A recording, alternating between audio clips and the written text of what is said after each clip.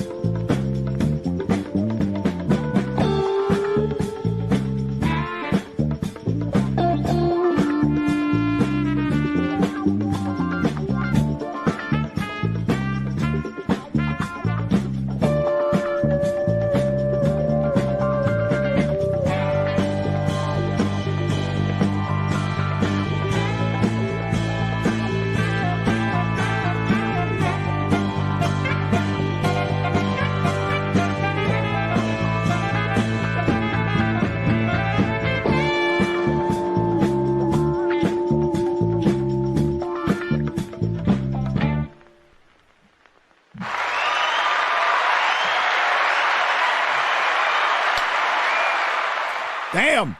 I had to set everything back up again. I forgot I was on a new computer and OBS was just blank, and I had to put in some bells and whistles. I apologize for the lateness. Welcome to the Nerdrotic Nooner. My name is Gary Beekler, and I come to you from my mom's vagina and Nerdrotic.com. Welcome, everybody. It's Hump Day! It's great to have a Nooner on Hump Day. It really is. We've got a lot to talk about. Including some Disney Star Wars. So if I'm talking about Disney Star Wars, the news can't be good. The news can't be good because this is something I truly feel apathetic towards. And I know there is, sorry, I'm folding my glasses here. I need to, there you go. That's better. It's been getting out of focus. So, yeah, there's been a lot of talk around these parts about fandom and what we like and what we don't like and who's a real Star Wars fan and the EU people versus the Disney Star Wars people. And, you know, that's fandom. That's just fandom. And if it gets like too much for some people, I mean, like, you know, take a little break. It's fine. But, you know, I'm not a black pill type of person. But I will certainly black pill a franchise that I see is just not worth my time. Plus, I just stopped caring. So if I was going to like review Book of Boba Fett, there would be nothing in there for me that would, you know, I always look for something in everything I watch. I always hope it's going to be better. I hope that even through mocking the hell out of what was some pretty terrible writing based on what I saw, that things might change. I don't think they're going to change with Disney Star Wars. I think Disney is going to be the last company to change anything. I've said that before. I'll say it again. Based on everything I've seen, every action they have made, not the words coming out of their mouths, their actions. And their actions are, well, there's going to be some more High Republic. There's going to be Kylo Ren. Well, okay, let's start here. Let's dial back. I dipped in on Book of Boba Fett last night because I wanted to see what was, I guess, the biggest choice since Sophie's, Grogu's choice. That's all I wanted to see. I wanted to see if he picked up the little lightsaber or if he picked up the Beskar chainmail, the cute little Beskar chainmail, which they're already in production, folks. The little Beskar chainmail baby Grogu's. And yeah, I guess if you haven't seen the episode, you might want to dip out because I'm going to spoil it. But, well, I'm not going to spoil the whole thing because there's some action-y stuff that goes on. There's a lot of fighting. There's some member berries from the prequels, and it's got the Mandalorian. Boba Fett actually appears in his own show again. He talks, he shoots a gun. But no, I just went right to the baby Grogu parts to see what was going to happen. And I'm seeing around the net that I was watching, even Star Wars Theory was a little disappointed in this one, and I don't blame them because it was a total letdown. So yeah, a lot of people have already blasted it all over Twitter. so I don't feel too bad about it. Like, I didn't even do that. I just put up a tweet last night that you can't put the milk back into the titty. You can't. You can't unmake the soup. Disney Star Wars is made. No matter what they do, it is going towards the sequel trilogy. That's right. Breaking news, ladies and gentlemen. The sequel trilogy remains intact. I would have loved it to go in a different direction. I think it would have been, I hate to use this word, it sounds pretentious, but I think it would have been bold. I think it would have been a bold-ass move to take Star Wars in a new direction and just say, F it. Yeah, we're going into the unknown.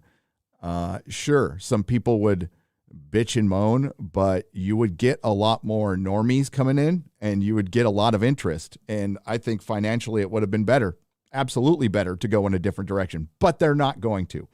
They are absolutely resolute, and they are going to go right towards. So you know how this story ends. They're going right towards the sequel trilogy. You know how this story ends. That's why prequels inherently suck, because we know the end of the story. And this will be the 10th anniversary of George Lucas signing the infamous papers that sold Star Wars to Disney. And coincidentally, it's also the 10-year anniversary of Star Wars' death, because George Lucas's Star Wars is dead still. It will remain dead. It will be dead. What we have here is Disney having this thing for almost 10 years, and they still can't quite figure out the fandom. They can't figure out what you guys want. They listen way too much to Twitter, and they don't listen enough to regular fans who just like Luke Skywalker. Problem is, you're not going to just like any Luke Skywalker. You're not going to like some other actor playing Luke Skywalker.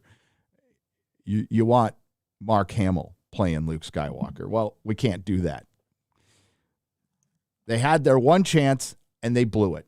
Biggest mistake, biggest cinematic mistake in history.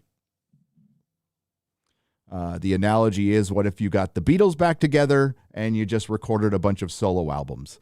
That's what they did. And it doesn't bring me any joy. If people still want to, by the way, if you want to enjoy the show, enjoy the show.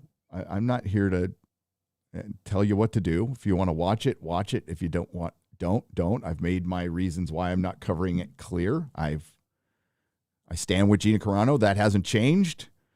And quite frankly, I don't believe that even if I cared and I covered Book of Boba Fett, I don't know if it'd get a lot of traction around these parts, around on my channel. I just don't know. I put up before it aired, I put up a poll, the first poll I've ever put up in the why am I blanking on the name, in the community section. And it was 70-30. I asked, are you interested in Book of Boba Fett? And it was 7% said no, 30% said yes. That pretty much answered it for me. Other fish to fry.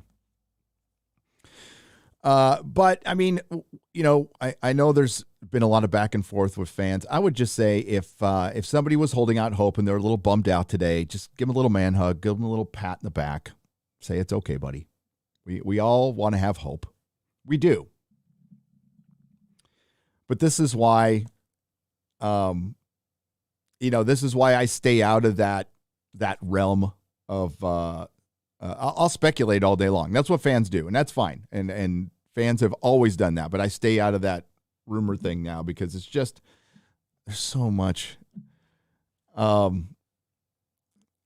There's a new thing on Reddit and 4chan almost every other day that contradicts the previous thing. It's crazy. And it's funny. And some of the more insane things for Book of Boba Fett was Leia would show up pregnant with twins. Right down to Han Solo, like there being a reunion at the end of this. And that still could happen. That might happen in Ahsoka. But let me tell you why this is bad writing. And again, I only watch bits and pieces, and I've watched it through EFAP, and I'm not going to review it because I think it's terrible. But let me give you a couple of examples why Disney is horrific at storytelling right now. And it shouldn't be a surprise to anybody. This is a company that hasn't innovated jack shit in years. They just buy things and they ruin them. All right, so we'll go to Ahsoka meeting Luke for the first time. That should have happened on screen. A lot of people have said that, and I totally agree. I could care less about Ahsoka. I know Jeremy likes her, but I could care less. But that meeting should have been like a huge emotional moment. Remember when Jon Snow saw Sansa for the first time at Castle Black? You know, that was like in season 5, which was, mixed. But that was a powerful scene. That's what you want as a writer. You're dying for stuff like that. So you missed that opportunity, right? They don't show Grogu making the decision. That happens off screen. People might argue against that. I think that was dumb. Let's go back to what was it in Hawkeye, Disney Plus's Hawkeye. You bring back Kingpin in a show that already had a bunch of cameos from other people anyway, and then you just absolutely cuck him in the last episode. And this is Disney Star Wars. You bring back Boba Fett, and what do? You make him a buffoon in his own series, and he gets outshined or shown by the Mandalorian, who comes back and I've never seen anything like that before, where a season of a show stops and they insert a couple of episodes from another show and then have a finale for the last show. That's terrible. It's absolutely terrible. And even the people who liked this stuff aren't liking it. But this is Disney Star Wars because they're not interested in telling a story. They're not interested in Star Wars fans. This is a revenue stream. This is a revenue stream for them. This is the company that didn't put Han, Luke, and Leia in a scene together.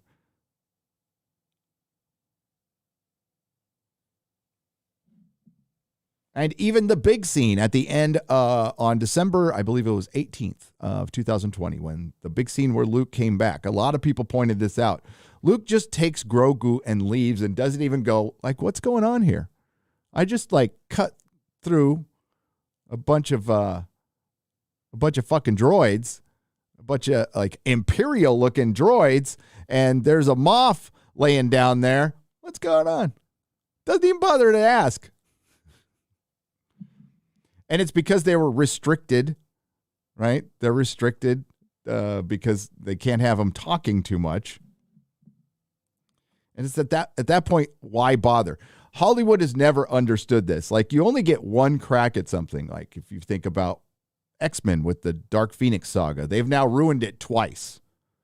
And the impact of how great that story is now lost unless they wait 20 years, which I'm sure they will do the Dark Phoenix probably right off the bat when they come back.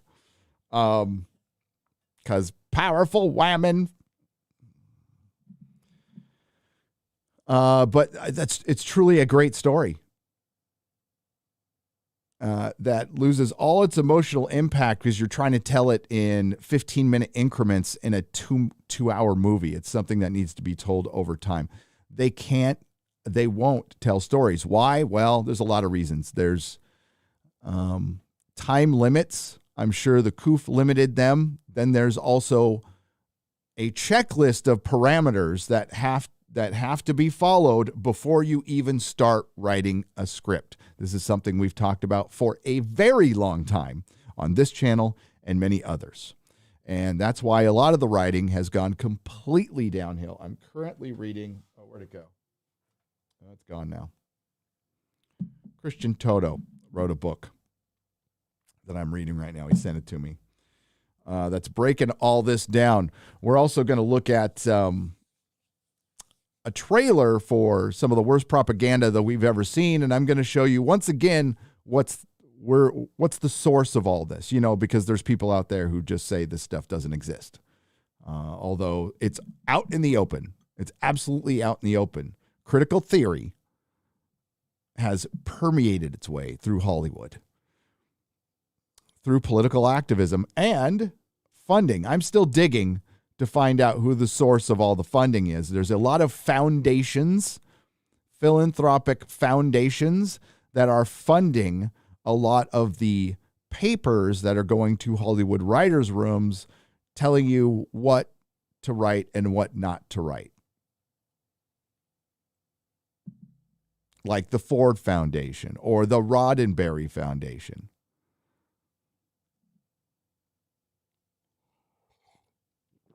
And considering what we just saw with Joe Rogan, the political takedown of Joe Rogan, I mean, this shouldn't surprise anybody at this point. So there's that. I'll talk more about Disney Star Wars, but it's I think it's good that they pretty much, I mean, there's still people who are not going to believe it. Okay, don't. But aside from confirming that the sequel trilogy is intact in the finale of the Book of Boba Fett, they've also confirmed it in comic books. They've confirmed it in books. They've confirmed it in a ride. They've confirmed it in a hotel. Kylo Ren, his imagery is in the hotel, the Galactic Star Cruiser. There's a ride with the First Order. They're not going. It's not going anywhere. I wish it was. I really wish I was wrong. I would love to eat tons of crow on all this stuff. I want to be wrong about Lord of the Rings. I want to be wrong about Marvel. I want to be wrong about all of this stuff. I have no problem, because if we got, good television, good Marvel, I'd be happy. But nope. It's going to be a lot of jingling keys, a lot of nostalgia bait to prop up what will be just some pretty cringe woke characters. I was packing last night and I was watching a little TV and I watched Reacher. I thought Reacher's pretty good. I got through 4 episodes. It's, it's not reinventing the wheel or anything, but it's good. It's entertaining. I like it. All right. First, let's go to, let's see who's here. Yeah, I had to set up all my scenes here. There we go. Bastard, what's up? Hyperion, 4671, Scott, Christy Jones, John Goras, Daddy Z, Mark Lerzette and his wrench, Jennifer Cisco and her wrench, Jason Gorton, Jonty Levine, Ivan Ivanovich. Oh, now it's going too fast. See, now I got to slow it down. Itachi Uchiha. Common Sense. What's up, Common Sense? The fantastic Mr. Knox. Tannhauser Gate. Rex Hutchinson. Dark Jedi Knight. Your boy Zach's Unkempt Lawn. You know what my solution is going to be? Fake grass.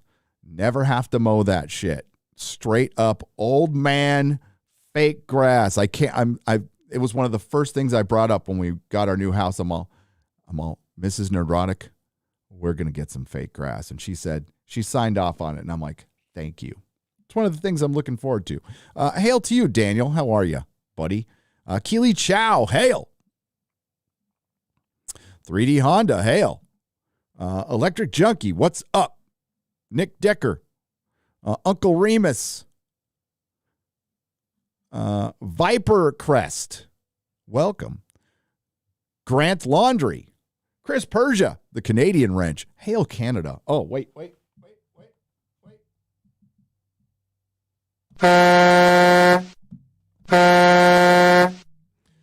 Hail Canada. Darius Munchausen, hail. And Justin Lemons and Grandfall. What's up? Thank you, Michael B, a.k.a. Shogun Gaming, for the 14 Danish krona and the phallic unicorn. That, of course, comes from the Unicorn Store, Brie Larson's movie, which was about the D.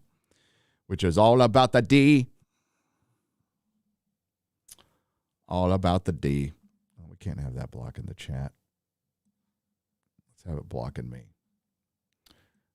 There we go. All right. Welcome, everybody, to the Nerdrotic Dooner. My goodness. Lots of dust. All right, let's check out what Bounding has to say about Disney Star Wars here. But there's not a lot going. I mean, the Oscars made their announcement. How stupid are the Oscars? How ungrateful. The movie that, like, saved Hollywood's ass, Spider-Man No Way Home, doesn't get a Best Picture nom. And the reason they extended it out to 10 nominations was precisely for these reasons, so they can get somebody under the age of 70 to watch their show. Now they guaranteed nobody's going to watch their show. Nobody was going to watch anyway. And I could make another video about how the ratings might have, gone up a little bit from the horrendous year they had last year because actual movies came out. But I still think it's going to be a total ratings disaster. And I can't wait. I can't wait. All right. So we got John F. Trent, Mr. John F. Trent, future Pulitzer Prize winner. Let's see if I did this right now. I did. Oh, no, I didn't. Hang on. I just layered that like a boomer. There we go.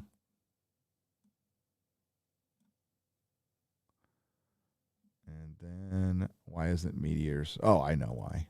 Let's get that to loop. Boom. There are the stars. They're back. The signature stars. We got to. Oh, shit. That was a boomer, too. We got to move that over here. Give me just a moment. There we go. Can't have that block in the article. That can go right there. Lucasfilm again confirms The Mandalorian and the Book of Boba Fett lead to the sequel trilogy. And again, this is something that, Jesus, Bounding, chill on the ads a little bit. Again, this is something, I mean, Disney hasn't been quiet about this. I think they were smart to be coy about it because when people are talking about rumors, they're talking about Star Wars. And if people are talking about Star Wars, that's a good thing. And that's another reason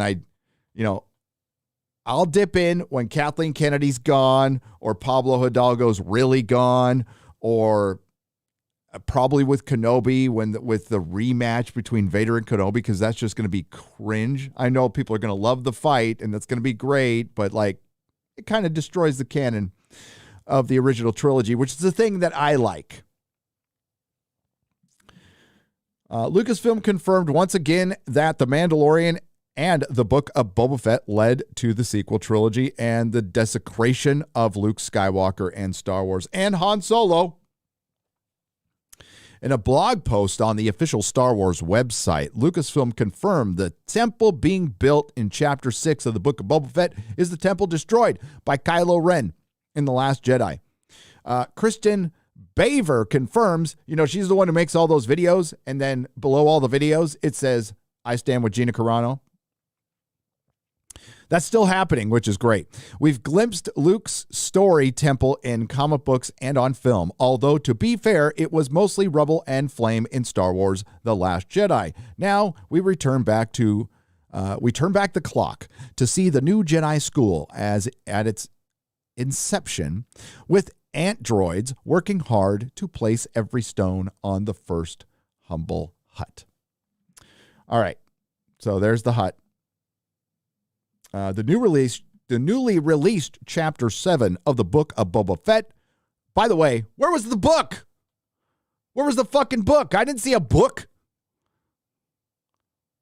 In the Book of Eli, a movie I like, I actually went to the premiere for that one. That was one of the few movies I got to see a premiere because I know Gary Whitta is not like super popular around these parts, but I met the guy a couple times. He lived in San Francisco. We worked on, I was doing a documentary, and we were working on a comic that I think the comic, it did come out eventually. Oliver. So it was supposed to be Oliver Twist. But in the future, it was a twist on Oliver Twist. And he wrote it, and Derek Robertson did the art. So I was there filming as they designed the logo, and they shot it. So I got it was through film school and knowing Derek and stuff. And this is before the dark times, before the woke times where, creatives even, like semi well, I wouldn't even say Gary Whitta was that well known. I think Dith Jr. was the only thing he was known for at the time. Would start, talking about politics. And of course, he made the infamous statement before Rogue One, which we'll get to in a second. But I digress. Let's get back to this. So the newly released Chapter 7 of the Book of Boba Fett would also provide more confirmation. The show leads to the sequel trilogy as Grogu is shown wearing the Beskar armor gifted to him by Din Djarin. Din Djarin. I just want to say Djarin. So Disney successfully took a very popular character in Mandalorian armor, a character, quite frankly, that lived in the imaginations of boys and girls for decades and grown-ups. Wasn't really fleshed out on screen, and replaced him. Why? Disney wants their own characters free of anybody else's creative touch, so they probably don't have to pay out residuals. So remember way back when I did a video based on George Lucas getting residuals. I don't know if that was right. I don't know if it was George Lucas getting residuals or other people who have added on to the lore of Boba Fett getting residuals. I think that's closer to the truth. But that's generally why companies do this. Plus, they want to control their own characters. So Disney bought Star Wars to replace the popular characters, thinking it was just the brand. And quite frankly, with some people, it is. But and you know what? It's enough people to where they could just have this revenue stream now. It's not going to be what they envisioned it to be, which was a series of blockbuster films bringing in billions and billions of dollars.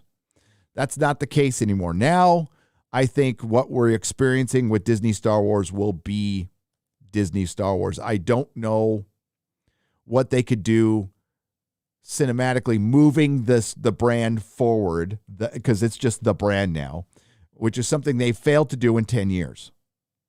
They need to move it forward. Sure, they could come out with a Darth Vader movie where he's hunting Jedi, but we know how that movie ends too. They need to do something new and move it forward, and it needs to be successful. That remains to be seen. That's why I say, of course it's not dead. It's dead to me. It's dead to me, and it's just going to get more and more irrelevant. Baby Yoda is cute. Baby Yoda's a cash machine for them right now, and it'll wear thin. All cute things wear thin. Just look at pop culture throughout its history. In Chapter 6, Grogu was given an ultimatum by Luke Skywalker, which I thought was dickish, by the way, that he had to choose between being a Jedi and his friendship with Din Djarin. So, I think that's out of character for Luke, but it's Disney Star Wars. I think it's very much in character for Jake Skywalker. Given Grogu is seen wearing the armor, it appears he chose his friendship with Din Djarin over the Jedi.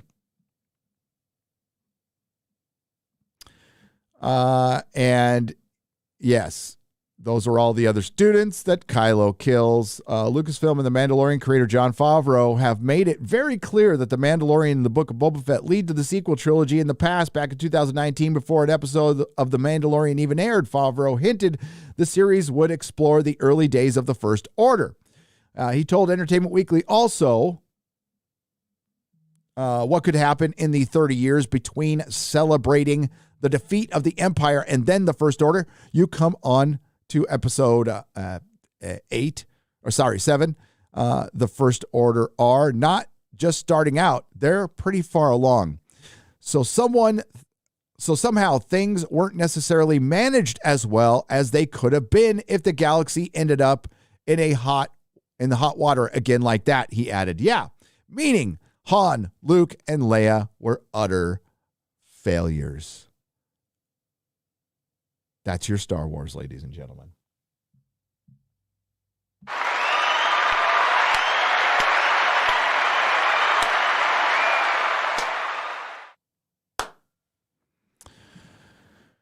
Wow, it's depressing. It is. I'm glad I don't care anymore.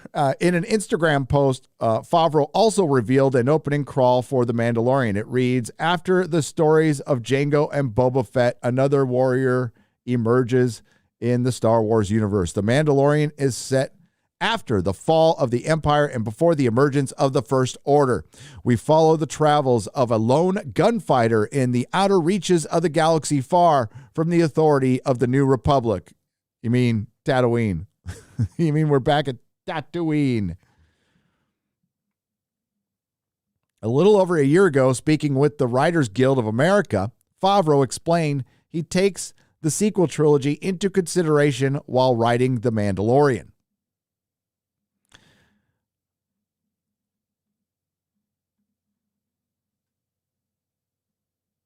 Favreau's words are now being reflected in his work as Luke Skywalker is shown full of pride, much like his depiction in The Last Jedi, as he demands Grogu make a choice between the Jedi and Din Djarin.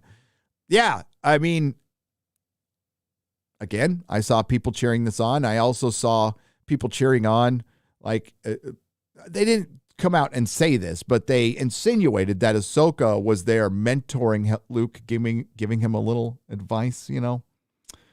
Ahsoka is supposed to be dead. I basically, she had to be there to say all the things that they couldn't afford to have Luke say. That's why she was in it, because I'm sure that deepfake technology cost a bundle.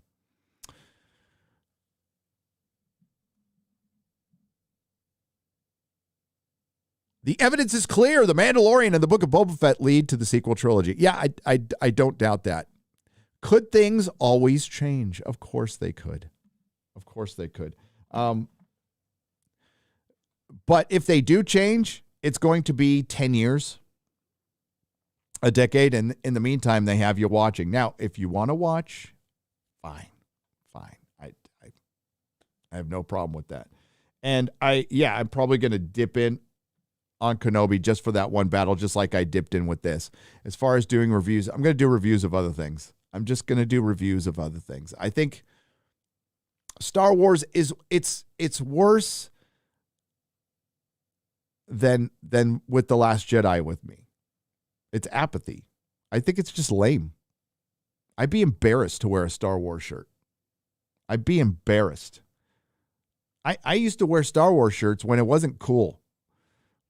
And I think it's as uncool as the jocks in the late 70s and the early 80s thought it was.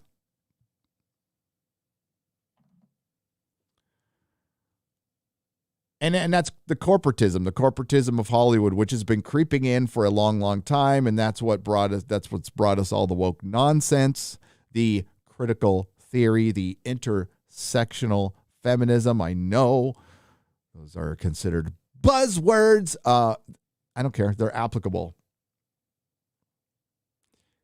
And again, when I was getting into this early on, I thought that shit was crazy. I'm like, you're crazy. You're crazy. And it sounded crazy. But, you know, it's 2022 and we've seen a lot of crazy shit. And when, you know, Alex Jones, who, like everybody else, isn't right about everything. He's gotten some stuff pretty horribly wrong.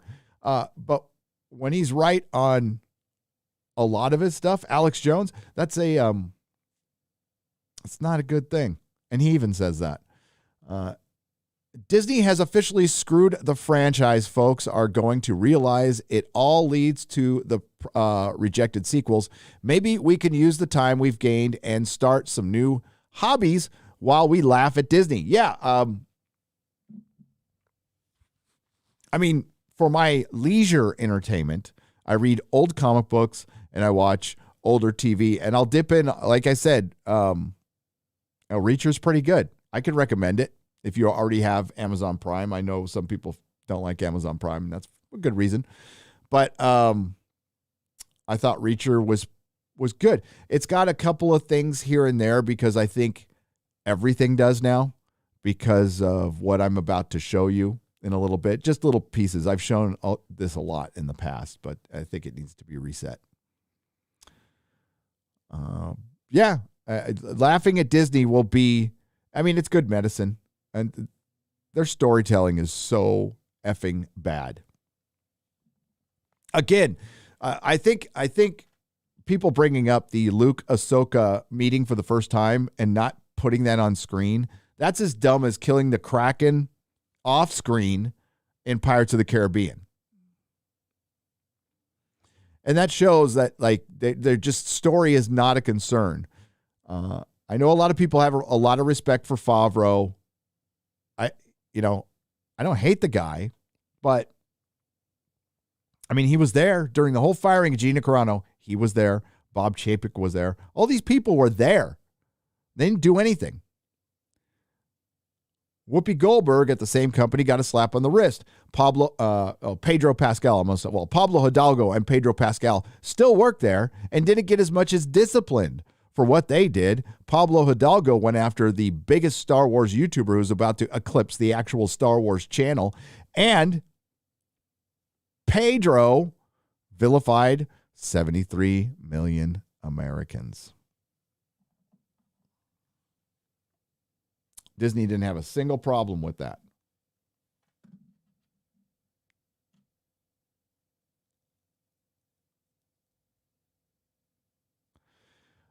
Crom's Devil 999 says, I didn't want to believe it, but you were right, Gary. All roads lead to Jake Skywalker. Love the channel, bro. Keep up the good work. Thank you very much. It was just pure speculation, and I'm not the only one who thought that.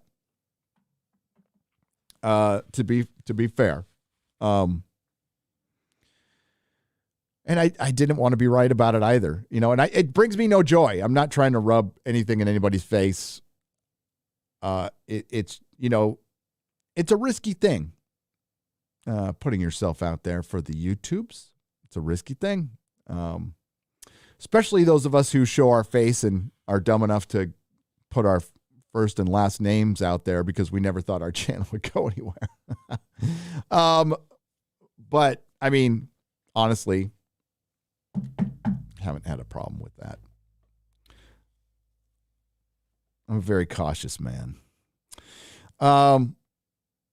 It ultimately, I think it's best for me anyway. And I know my co-hosts on Friday Night Tights believe this. It's best to just wait and react to like what we've seen. We could certainly speculate and just go, in my opinion, I speculate this might happen. And, hey, I thought the movie theaters will be way worse off than they are. Right. I honestly don't know how they're hanging on. I don't know. But the movie theater near me, which is like empty even for like big movies, is still hanging on. Now, is it government? I imagine it's a lot of government help. And we're going to talk about California in a little bit, because it's a ghost town and I don't know how it's hanging. Nothing makes sense. Well, to the naked eye, nothing makes sense. But if you think about it critically for a moment, it will make sense, and there's going to be consequences for how this stuff is still hanging on, because by all rights, it should not be. Hollywood got a lot of help from you and me, by the way. The American taxpayer, we bailed their ass out. That's part of it. And I am so against that, because I think they're gambling with our money. That's something that's going to be a failure anyway. Spider-Man No Way Home is going to be an anomaly. The Batman movie is tracking pretty good. And I hope it's good. I hope it's great. When's it coming out, by the way? In about a month. I hope it's good. I hope it's not raging. What's the bullshit? I know Robert Pattinson like bullshits in his interviews, but a Batman based on like Nirvana songs, like Kurt Cobain, a guy who committed suicide at the age of 27 because of his drug abuse, supposedly. Not sure. There's some question about that. Chris McDonald for $5. Probably don't agree on politics, but boy, do I respect your views on movies and media. Love what you do, man. Keep it up. Thank you. My politics are all over the place, so you might agree on some stuff and not agree on others. But what I can promise, Texas, is I'm not going to come over there and vote like a Californian. I promise. I hear you are leaving California. Are you? You're welcome to come to Wyoming. We would love to have you. Wausau for $10. I am leaving California. I am moving to Texas. Wyoming is a lovely place, though. I've driven through it many, many times to go to South Dakota, where my dad grew up, and I visited South Dakota a lot. Roscoe, South Dakota, as a matter of fact. 50 miles, west of Aberdeen. Probably towns you've never heard of. Near Ipswich, another town you've never heard of. A lot of Germans up there. Hey, Gary, best Wonder Woman comics run. Hells for $179. John Byrne did a good one, and George Perez did the art. I'm blanking on who wrote it. Was it Wolfman? I can't remember who wrote it now. Both are good.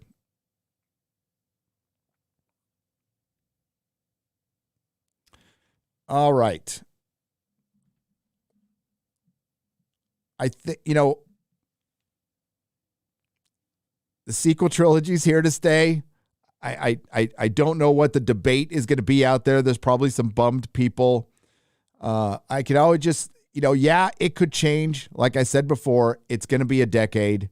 What they're going to do is they're going to muck around in this little 10, 15-year period, 20-year period. I'm not really sure. They're not going to move anything forward because they're scared to death right now because they did fail. Each one of those movies making a significant amount less than the previous movie is a failure. Solo lost money. They've changed their plans 1,000 times. Where's the Lando show?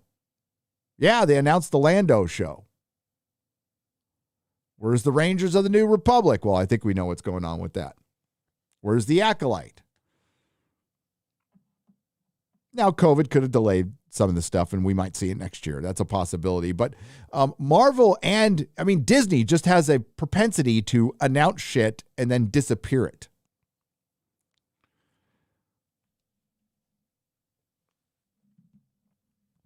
But I'm very sorry to report that the sequel trilogy remains intact.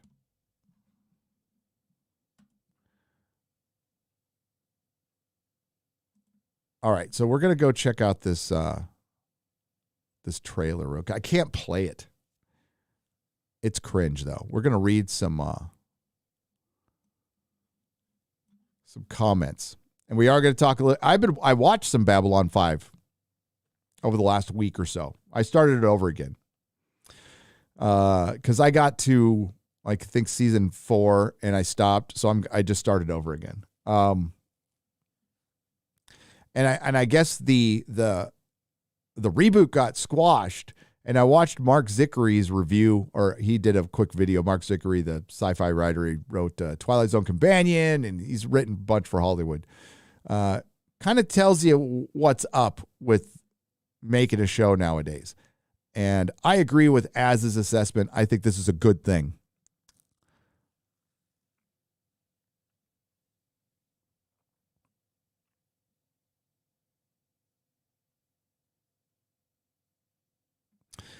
I got you, Mikey Gussler. I'll be right there. Well, here, we'll answer some questions about Star Wars, and then we'll get to the wokest thing that you might ever see. Just, and maybe it's peak woke. You know, it's always going to, be darkest before the dawn. It's going to get worse before it gets better. It's going to get worse before it gets better. But let's answer your Star Wars questions.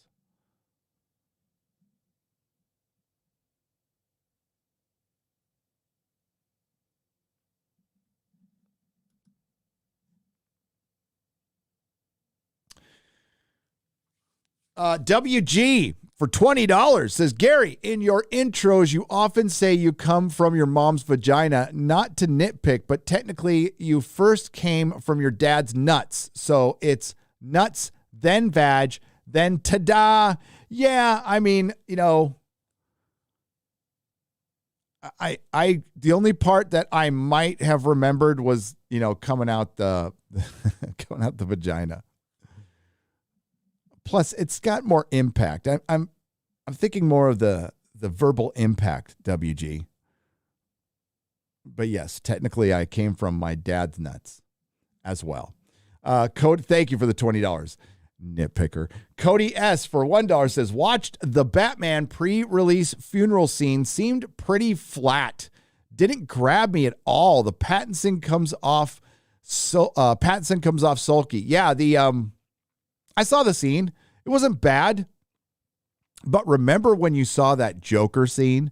Remember when we saw when you went to I forgot what movie I went to, and you got to see the opening scene to Dark Knight, and it just, any questions you had about that movie were gone after you watched that scene. You're like, oh shit, I can't wait to see this.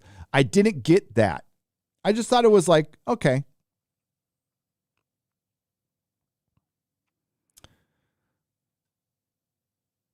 And did you notice the similarities with the Dark Knight scene? I mean, yeah, one's a funeral, one's a bank robbery. Both guys are going to get blown up. Little similarities there. That is a red flag, because we are dealing with maybe one of the more talented people from Bad Robot, but still from Bad Robot. All the same. Johnny Matrix for $10. Welcome to Texas, Gary. I'm not there yet, but I will be there in 5 days. 5 days. 6 days counting today. Welcome to Texas, Gary. I'm outside Houston. When you get here, please leave California politics there, and don't come and vote for Beto for governor, please and thank you. Big fan, by the way. I will not be voting for that dipshit Beto or Beta O'Rourke. Don't worry. Any guy who just comes out and says, I want to take all your guns, which is what he said, I can't imagine that's going to help him in any election, because if the opponent is just going to vote, just roll that again and again. And thankfully, you don't have any of the, better make sure you have a damn good ground game, though. That's all I got to say. Man of War 665, the neighbor of the beast. Yeah, I'm good, but thanks anyway. I know you're good, buddy. Lyra for $5 says, feeling a little deflated and a bit weepy after the Book of Boba Fett finale. Silly me for holding out any hope. Your voice is very calming, Gary. Thanks. Yeah, I'm not here to rub anything in anybody's face.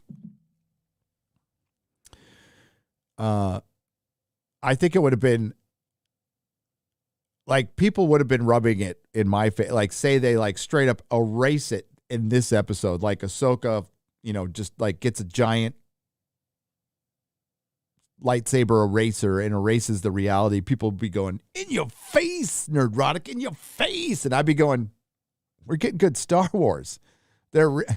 Yeah, great. I'm wrong, but we're getting good Star Wars. So that's good. Or no, well, we're getting different Star Wars. I wouldn't want to go so far as to say good Star Wars. Can't guarantee that. let's remember, again, I respect Jon Favreau as a director. He's directed a lot of movies I like. A lot. And he's directed some very average to forgettable films. And quite frankly, I just think he's a company guy. I think he's a better company guy than Dave Filoni, who I think is a company lickspittle, and Pablo Hidalgo, who I think is the source of a lot of the bad that comes out of Lucasfilm. And they just don't realize that. That guy's whole attitude permeates through Lucasfilm. And if they ejected that guy, it would be a better place to work.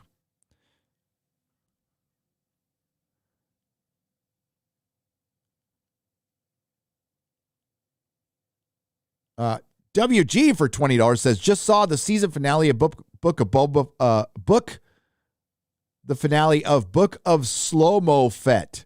And it was as if Geek Grind made a new flavor of coffee called Black Pill. And I drank the whole freaking pot. But hey, it could be worse. It could be raining. This is true, WG. Yeah. The episode was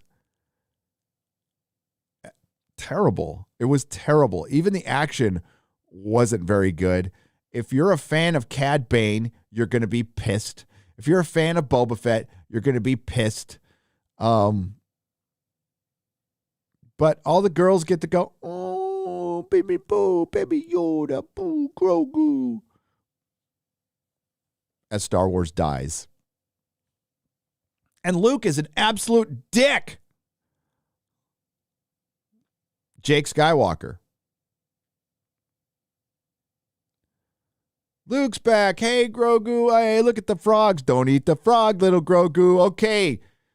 You're going to stay or go, asshole. Saber or your cute little dumb gift from your friend who's not even legally your father. And I'm starting to get some creepy vibes from him. So if you want to go with the creepy guy who really likes you, or you want to stay with me and train to be this badass wizard, make the choice now. You little shit. I know you can't even talk. Get the fuck out of my hut, you little ungrateful wannabe Yoda. Don't let the door hit you in the ass on the way out, fucker. There, that's my representation of what really happened off screen after Grogu made the choice. Ungrateful little whelp.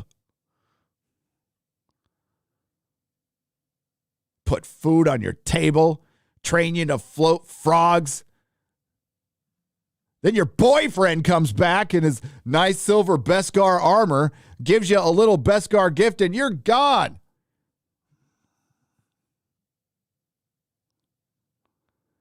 Robert Lewis for $5. Having a bad day, feeling super depressed and lonely. My wife made me a card, and I just feel like it's too little too late. There's no point to this. I'll just pay you like a prostitute, and I may be... and this may make me feel better. Sorry to objectify you. Robert, you can I'm hoping you have a much better day. I really do. I'm sorry to hear that, buddy.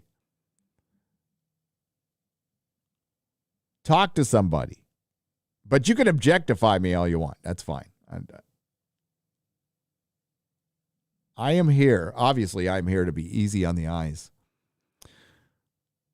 I try to make it less difficult on the eyes as possible. I might have to start doing some of the Morgan Fairchild blurring. Does anybody know who Morgan Fairchild is? Anyone?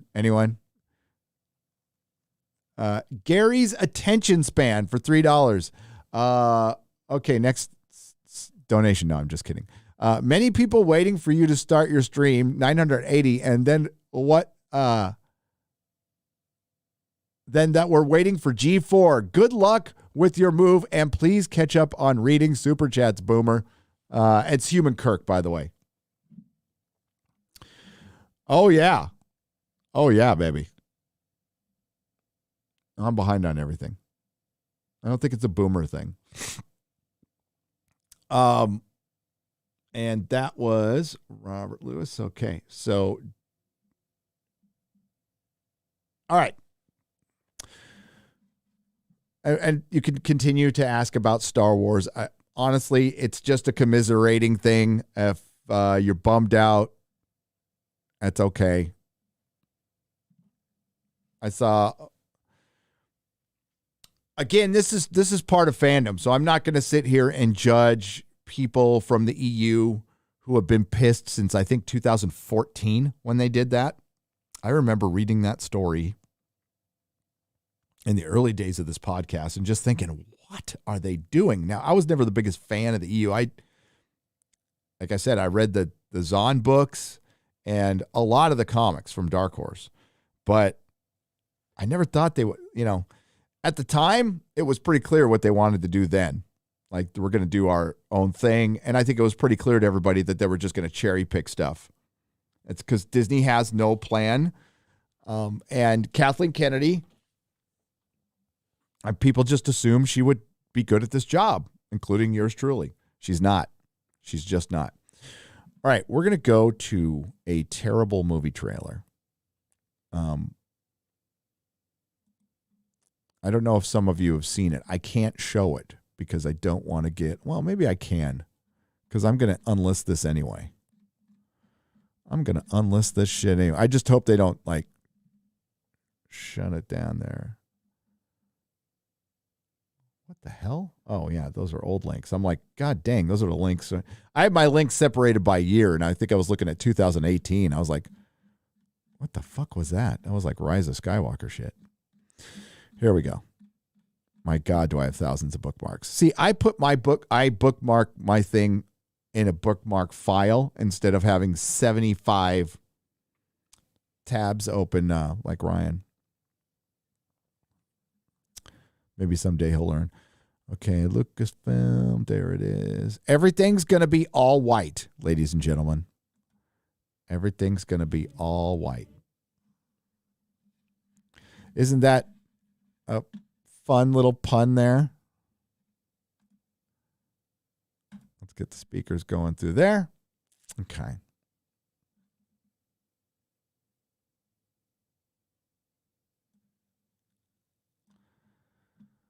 All right.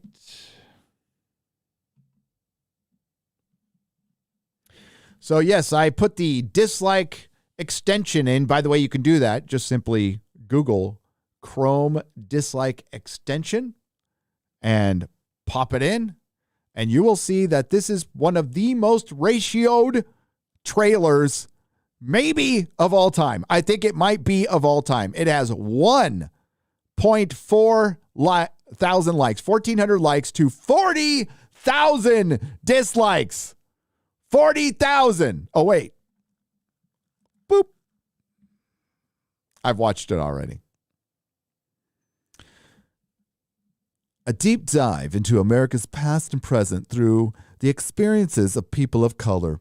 The docuseries marries humor with history as it confronts the facets of racism, exploitation, and discrimination that contributed to the formation of America.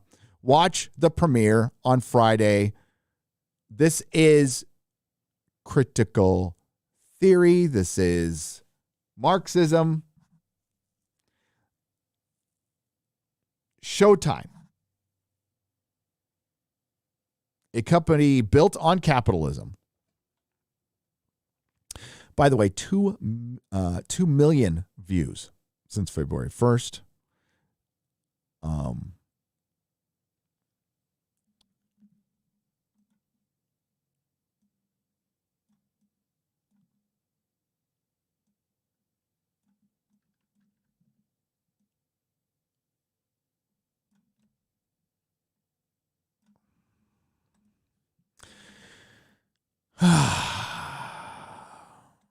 Oh, there's no closed captions on it. And let's get there. Warning, this trailer may trigger white people. Okay. Now, a lot of people have done, don't play the trailer. Yeah, you know what? Nah. Let's read the comments instead. Because you know what? It's all going to be the same shit. Yes, America was founded on blood. Absolutely. Exploitation, manifest destiny, just like every other country. Every other country was formed, and its foundations were built on dead babies, dead moms, dead dads, bloodshed, horrible, horrible things. It's what we're doing now. So the logic behind this is, we have confronted a lot. Of course, our history was saturated back in the day. Not so much now. It hasn't been saturated for a long, long time. I learned about some crazy shit in high school when I went. So that's bullshit. And this is all about like, hey, we need to tear it down because this was because of the way it was built. We just need to tear it down. There is a plan behind this, folks. There's an absolute plan behind this. And there has been for a long time. But let's go to the comments. Let's just go straight to the comments. We know this will be cringe, and you can watch it in your own time. Wait. Show more.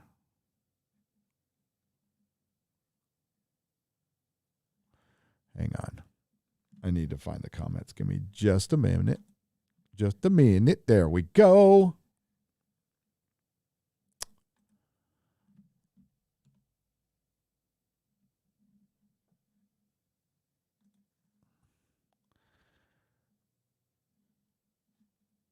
I got to fix that. Hang on.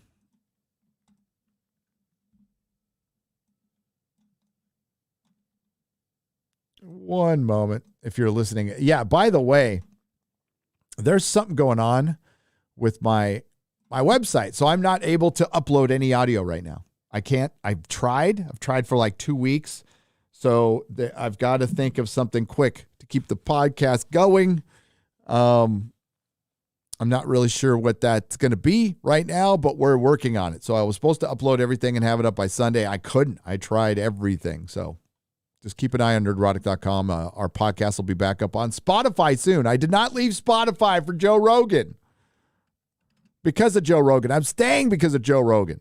By the way, his last podcast with Randall Carlson, fucking thumbs up. Good stuff. If I'm responsible for what my ancestors did, then I'm also able to take credit for the wonders that they created. Thank you, Showtime. I have never been more proud to be a white man. 10,000 likes. Oh, let's see what some of the responses are. I'm curious. You, sir, have just blown my mind. I never thought of it like that. Well done. What wonders? Some Exian church built by slaves take taxes from poor. Go, laugh my ass off, Cope. At Bun. It says Cope. Do you like chocolate? That was invented by a Swedish white man. Correction, milk chocolate was invented by a Swiss man, not a Swedish man. Apologies. At Bun, plumbing, electricity, vehicles, etc. Do I need to say more? African culture had jazz. You mean sitting in a mud hut and, oh boy, yeah, I can't read that. I think they're talking more about how great every great inventor was pretty much white. If I'm responsible for my ancestors, then bleeps are responsible for every major city in the world being a steaming pile of shit. We created everything. Stand proud, white man. I mean, this is all creating fucking division. That's all it is. I don't know what purpose this serves. Well, I do. This is a product of the summer of 2020 when Hollywood was scared to death. So when you create things like this, and, it's a documentary. Like, there's documentaries like this that come out every couple of years. Like, this is nothing new, by the way. But it being so, I mean, usually those documentaries are independent and they're not sponsored by a major network. So usually this shit shows up on HBO, quite frankly. It's kind of unusual that it shows up on Showtime. But it's nothing new. It's nothing new. But in these times, it is just a tool for division. This is Hollywood's fault. Hollywood has played a major part in the divisiveness in this country. Hollywood, mainstream media, big tech, by a great many things. It's all been a lot of little paper cuts. I don't know if it's death by 1,000 paper cuts yet. I don't want to go that far, but a lot of little paper cuts. You have damn near every show now has something that is pretty much anti-white guy. Damn near every show. A little thing here, a little thing there, or they have an entire documentary that they try to turn into a comedy for some reason. They try to make it funny.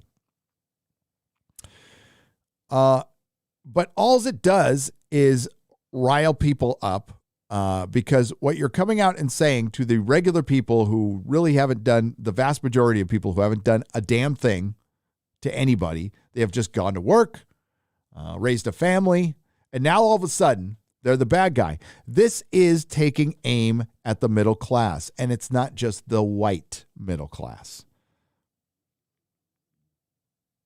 So why are the uber rich taking a shot at the middle class? That's the question. Why are they taking a shot at the thing that built them? Well, I have a working theory on this. The middle class is controllable to a certain extent. It's much easier to control people when you can control their flow of income, where they live. You know, private property is a bit of a problem to the whole Marxist thing.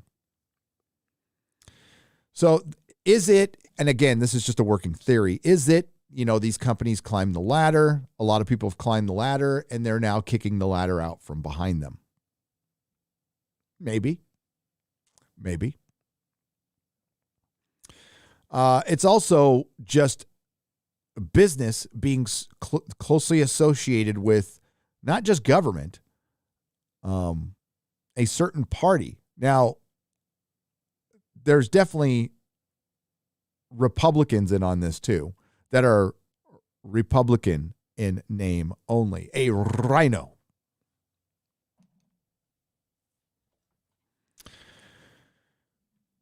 So we get garbage like this. It's meant to divide. They don't realize what this actually does, like how much damage this actually causes. And then they project on us. They go after a guy like Joe Rogan, a Democratic super PAC funds another, what's it called again? The Midas Touch. Finding a video that was pre-made, putting it out there, a video that I knew about, everybody knew about, it was just the timing, to go after Joe Rogan, the Bernie supporter who smokes pot. So we have this, and we also have this. Hang on. I have to pre-read some of these because these are some salty ass comments. Like this one. I love how she says, white people love to pretend being victims while she is black and literally doing just that, complaining that she's a victim. And if that's virtuous or desirable trait in a person, that it's a virtuous or a desirable trait in a person.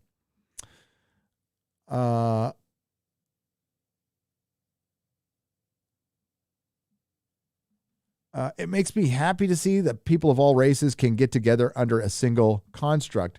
Hating on people trying to antagonize a single race. Good job, Showtime. By being racist, you showed us racism will not be tolerated. Rush Stink. That is a good one. Let me get to the other thing I wanted to show you. Boop, ba-doop, boop, boom. Bookmarks. There we go. Shit.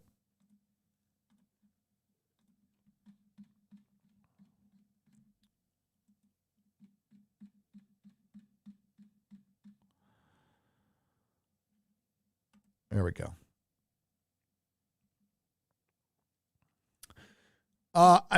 We're not gonna go over everything on this. It's our programs, resources. Is this? Oh, now it's gone. That's weird. Okay. There we go. That's what I'm looking for.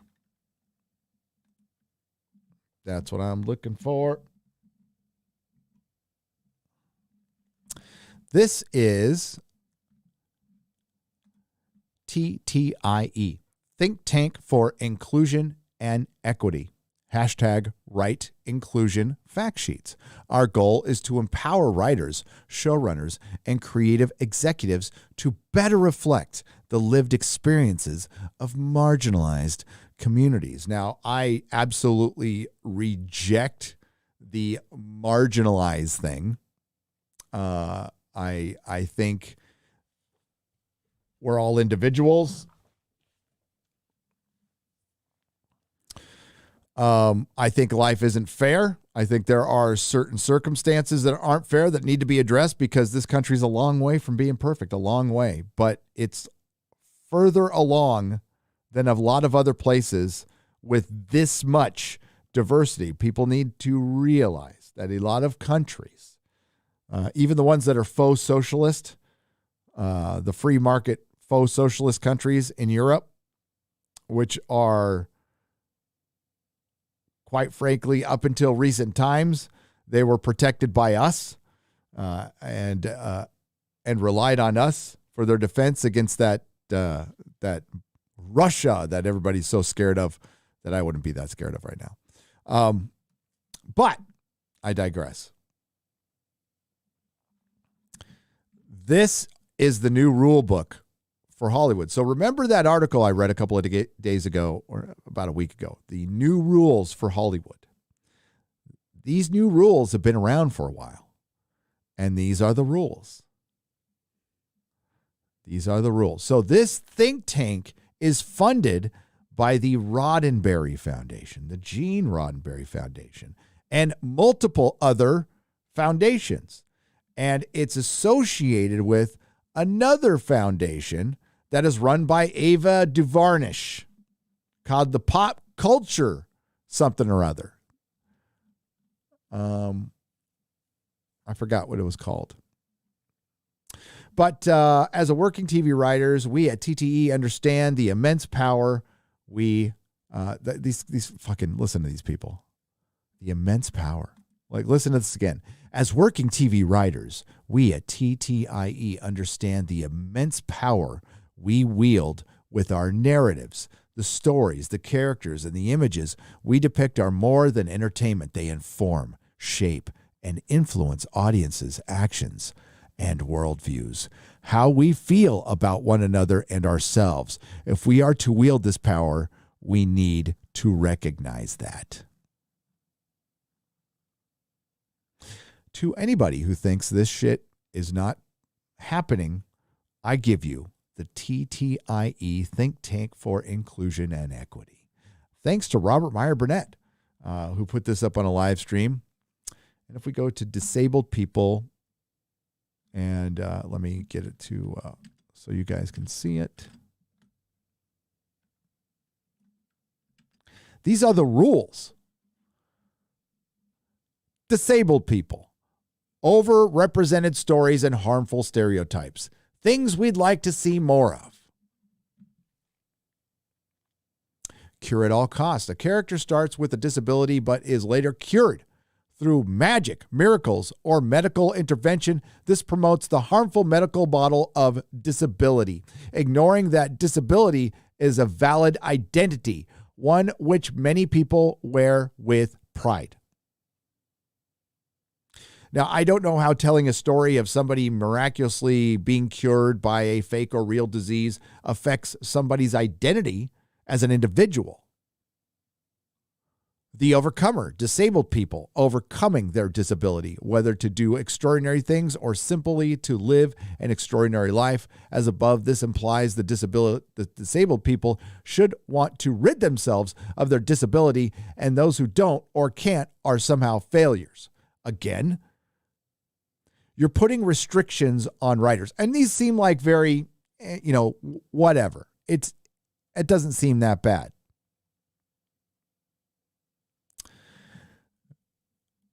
Mythical little people and dwarves.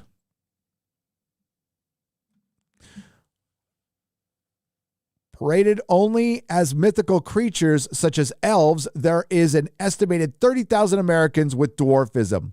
All have the same universal desires of average height people to belong, succeed, feel free, and find love. Nobody's saying they don't if we're depicting a dwarf in a magical tale. And of those 30, and we're talking about 30,000 people in a country of 331 million, not to diminish your value as an individual, but I would want to ask all of them before I would assume that they're all going to be like drunk ass Peter Dinklage in a podcast.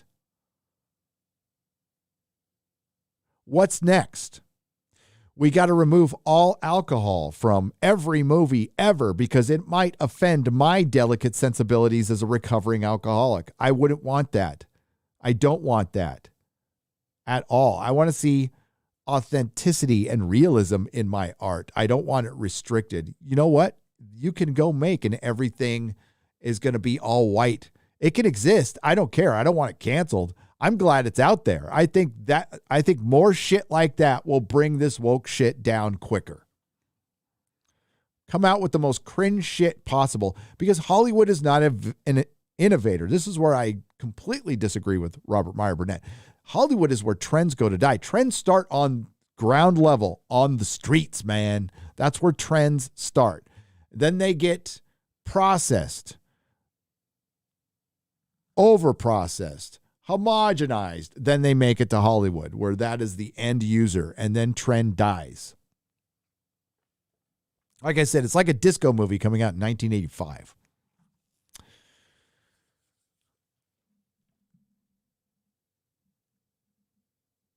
Oh, and it gets it, and like they list it out for disabled people, Latinx people, migrants, Native American, indigenous people, older adults, South Asians, U.S. military veterans, women and girls, Native Hawaiians and Pacific Islanders, Middle East and North African people, East Asians, criminal justice. What they didn't get into here is the LGBTQ plus. I found that interesting. That might be a completely different thing. But this is just one. And remember, Disney was going to put their employees through critical race theory training. And I imagine every other company has already done this.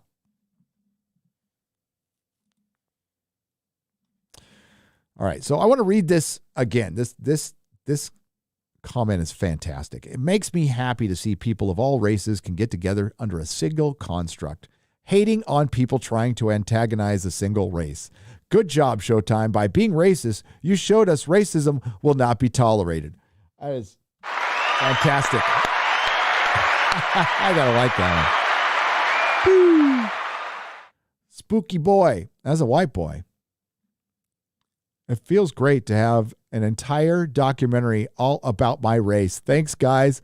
I love how in order to end racism, we have to become more racist. Good message. Fighting fire with fire. I also like how I can take credit for all the great innovations and inventions my white ancestors created, shedding an entire new light on our Black History Showtime. Thanks. Also, love how they couldn't even capitalize the title. Thankfully, I can learn from racist mistakes. Yeah, fighting racism with racism is not very smart. But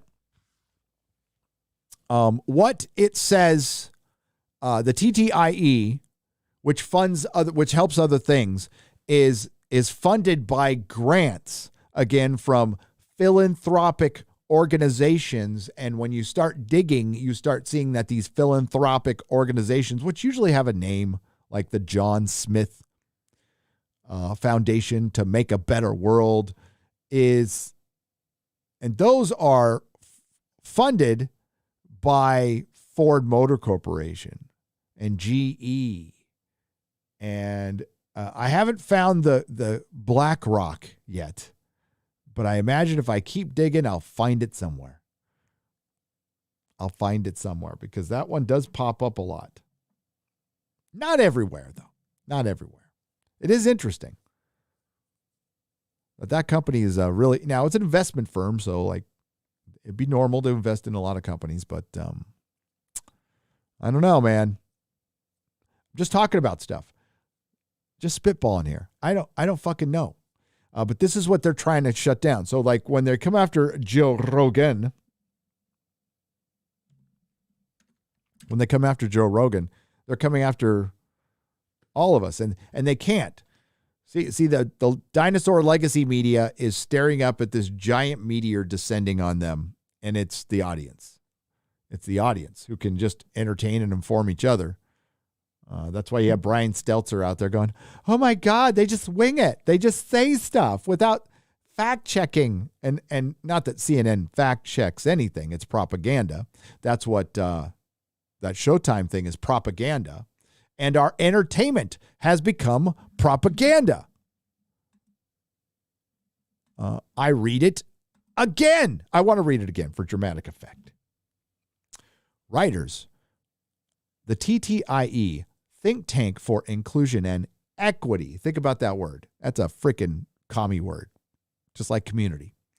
Writers, producers, executives, storytellers. As working TV writers, we at TTIE understand the immense power we wield with our narratives, the stories, the characters, and images we depict as more than entertainment. They inform, shape, and influence audiences, actions, and worldviews. I repeat, influences audiences, actions, and worldviews, how we feel about one another and ourselves. If we are to wield this power, we need to recognize that. And they do it in the shadows. They try to tell us that this doesn't exist, that we're crazy.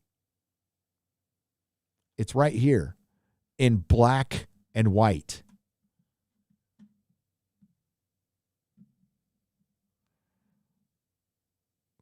I apologize if you been around the channel for a long time. I've gone over this a lot. So, but I think it's high time it gets reset in a video, don't you think? I think so. By the way, California video, wait a second. Let's see what, I didn't even check to see if it was done today.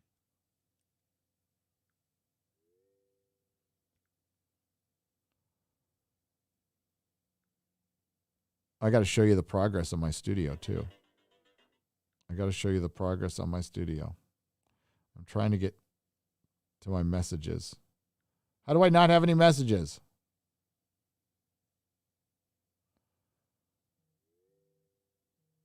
There it is. Nope, not yet.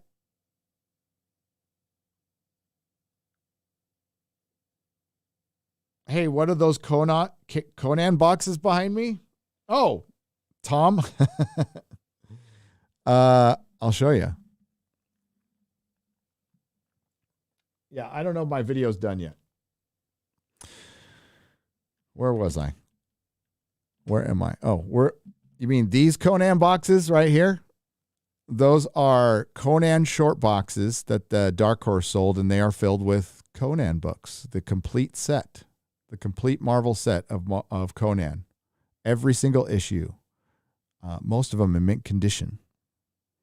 And then over there, I've got all the Savage Sword of Conan, the complete run. But yes, that is a complete run of Conan, Tom, from Midnight's Edge. Where was I? Talking about the filthy commies. Okay. I wish I was making it up. I wish the Disney trilogy wasn't real. I wish all these things. I wish I wasn't like in a culture war right now. I wish I was reviewing good television. I wish I hadn't seen what I saw in the Lord of the Rings trailer. But I saw it, which confirms all of our concerns, by the way. As I said in my Lord of the Rings video. Johnny Matrix for $10. Welcome. Oh, I read this one already. Hang on. Let's go there. Let's refresh that first. We're going to get to you guys now. All right. Just ran TT, by the way, TT that we like to call it, Vicidius for $4.99.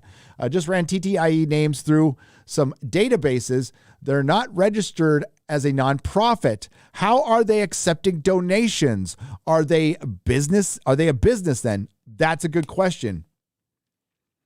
I think what they are is a think tank, which is funded by a foundation. So I don't know if they're, well, I guess it said they're accepting direct donations. Yeah, I don't know how they do that. I don't know. Maybe somebody can answer that. Somebody who's, you know what? My dad was a brilliant accountant, and the apple fell so far away from the tree. It like went down the hill, down the street, went into the storm drain, went out in the ocean, swam back a little bit, but never got very close to the tree, as far as that's concerned. Read my post, Beardo. When the FNT UK, when is the FNT UK tour? Swerve the Smoke, London. It's a dive. Lot better places, Southwest, the Midlands, and up north. Digs at mine in the Midlands, but only if you bring me Melanie Mac, love dude, no homo. This is Canis Malice for 20 British pounds. Soon, I guess sooner than later, since, well, your country is now further along than mine. We're dropping. It's amazing that the science TM all of a sudden figured out that mandates are bad. They're all about to get dropped, folks. They're all about to get dropped. And I'm sure it had nothing to do with the truckers and the polls. The midterm polls, the Democrats are going to get slaughtered. And it's still going to happen. They played it too long. Now, hey, there's a long time till November, and America has the shortest fucking memory of any country. I totally agree with that. But I think, I still think they get slaughtered. Enough people have woken up. And yes, the mask mandates are going to be dropped here in California the day after I leave on the 15th. I just laugh. Because you know what's still here? Passport mandates. You know what can return at any time now? Mask mandates. But it's incredible that a bunch of truckers get together in some places in Canada, and the Democrats see a couple of polls, and all of a sudden the science has changed. It's weird. What a coinky-dink. Unpopular movie reviews for $5. I'm guessing they didn't interview Thomas Sowell in the Everything's Gonna Be All White documentary. I'm guessing they didn't either. See, that's the thing that would have made it legit. Show both sides.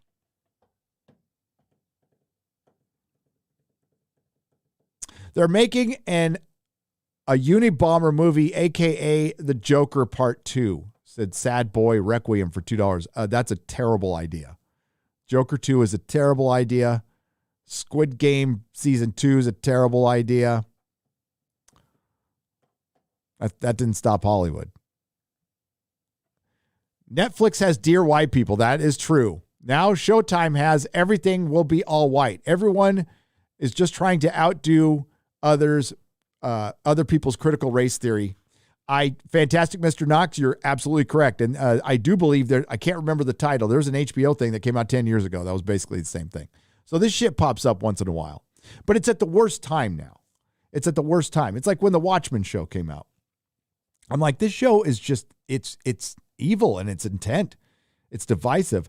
Plus, it exploits like one of the darkest moments in our history, right? And it exploits it into some like supervillain gag, basically, which takes away from the impact of the actual event. That's why you got to be very careful. I'm not saying don't put them in there, but don't be so exploitive. And when Doomcock and I reviewed that and pointed it out, holy shit, did we get a lot of shit for that. Don't fucking care. Have no problem pointing it out. And someday I will do a deep dive review on that one. But that series is bad. It's as much intersectional feminism as it is critical theory. But it's the kind of thing people are going to look back in 10 years and go, oof, oof. You know, we'll be healthier as a nation when we can laugh at each other again. Like, I don't know if I'll get in trouble for saying this, but I could care less if people call me a cracker. I could care less. I've been called much worse in prison. I was called Peckerwood every fucking day. Hang on a second. The chat's, there we go. Let's get that chat going again. Sorry, my bad. Woo, look at it go. Strolling through drums for $10. I hear they're messing with Quantum Leap next. Yes, now the main character will probably be Samantha Beckett. She don't need no Al. She can figure out how to put things right, which once went wrong without help. I think that's it. I think a girl will just show up and just say, we don't need to do all this. I'll just be awesome. And then there'll be a bunch of guys going, you can't leave us. When you do, you leave us alone without your awesomeness. And you don't understand how awesome you are. We need you. Remember when Poe said that to Ray? You're the best pilot we have. How could you be leaving us? That bitch had no training. She's not a good pilot. Gary, since you've settled on Texas, it just went down to 6.5%, the female audience, by the way. Crom's Devil for $9.99. Gary, since you've settled on Texas, is the pre-2014 retro comic shop still in the cards? Yes.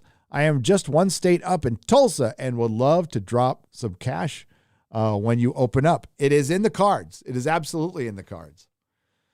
That is my retirement plan and plan for my kid. Just in case he needs a plan. I don't want to plan out his life for him, but just in case he needs a backup, that's what it's going to be there. It's going to be there for him. Don't tell him that, though. Don't tell him that. I don't want him to think it's for him.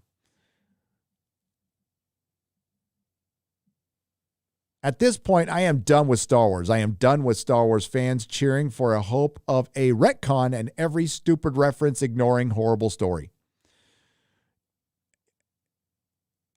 Yeah, I mean, let's admit it.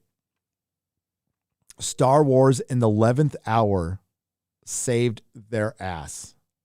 So I made a video back in the day, a year and a half ago, going, is Star Wars saved?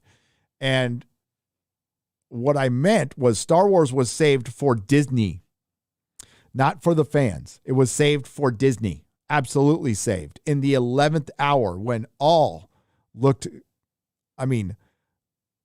it looked dark. Mandalorian comes along, little baby Yoda, which is a lot like baby Groot. Remember baby Groot? Yeah. Well, and it was saved. It was. At that moment, Kathleen Kennedy's job was saved, I believe, and Jon Favreau came in. They're going to Marvel it up. I mean, hell, the Mandalorians are like Iron Man, and they're still going to do that. And it might work, and they just do their own thing. I am so not interested in that world anymore. But there are plenty of people who are. So Star Wars was saved for Disney. Star Wars was saved for Disney Star Wars, but not for George Lucas Star Wars fans. People want to enjoy it. That's fine. I don't think it's very good. I just don't. 200 Watt Studio for $20. What's up, 200 Watt Studio? Thank you. Gary, after season 2 of Mando, we had 30 years of ambiguity to imagine tales of good Luke before he becomes Jake. With Boba Fett, episode 6, Jake is building the Last Jedi Temple. Ambiguity taken away from us. He's Jake for 30 years. Absolutely correct, sir. Absolutely correct on that one. Word.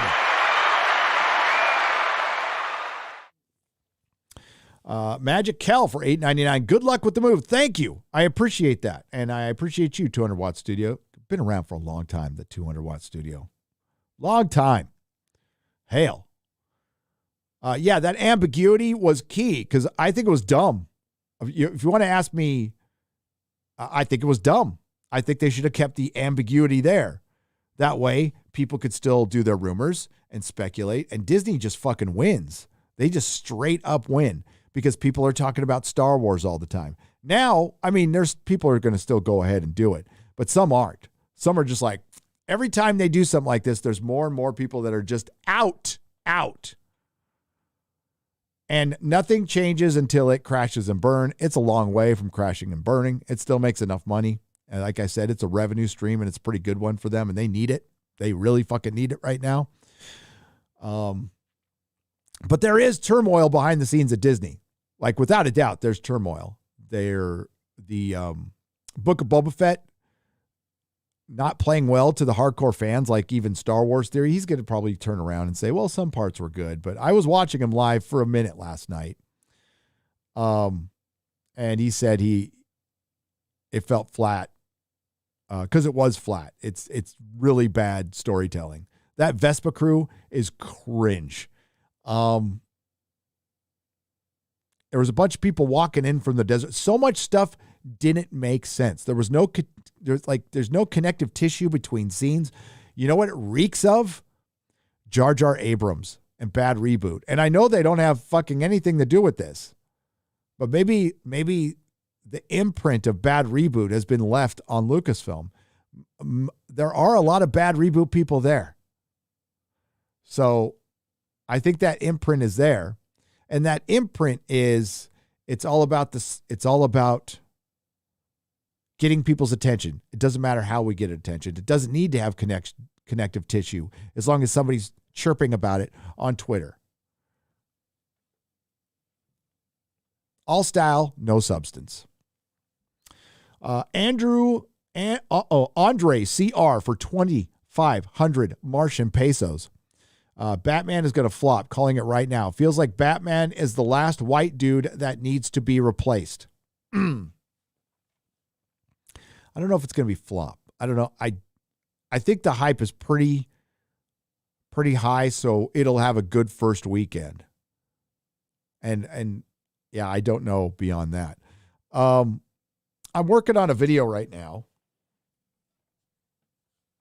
and I'm kind of going back and forth on the Snyderverse because a lot of people didn't like it. But if you go look at the numbers, if you just objectively look at the numbers, it did pretty good.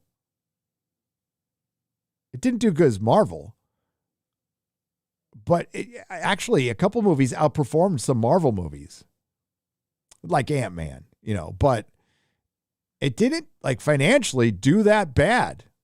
I think it was the getting critically panned that got to Warner Brothers, and their knee-jerk reaction screwed everything up. Now, I'm not going to say everything was going to be good, but I still believe that if the Snyder Cut, if his vision was released in the theaters, it would have, obviously done better than the Whedon Cut.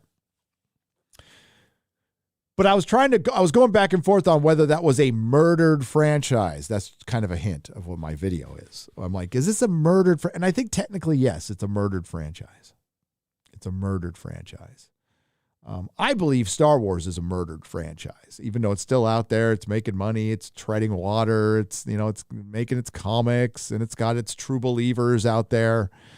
But it doesn't have the normies outside of Baby Yoda. People could give a shit. The Cassian Andor gets a season 2 before season 1. That is a marketing ploy. Juan Solo. And apparently Kenobi isn't coming out in May. So I'm not sure. And I don't care. Mikey Gussler for $10 says, John Campea reported that the Cassian Andor show, here we go, got greenlit for a season 2 ploy, total ploy. One of the producers of Obi-Wan deleted his tweet about the show releasing in May. How will they ruin the prequels? By having a rematch between Obi-Wan. Well, that ruins the OT. How are they going to ruin the prequels? That remains to be seen. That remains to be seen, Mikey. I would argue that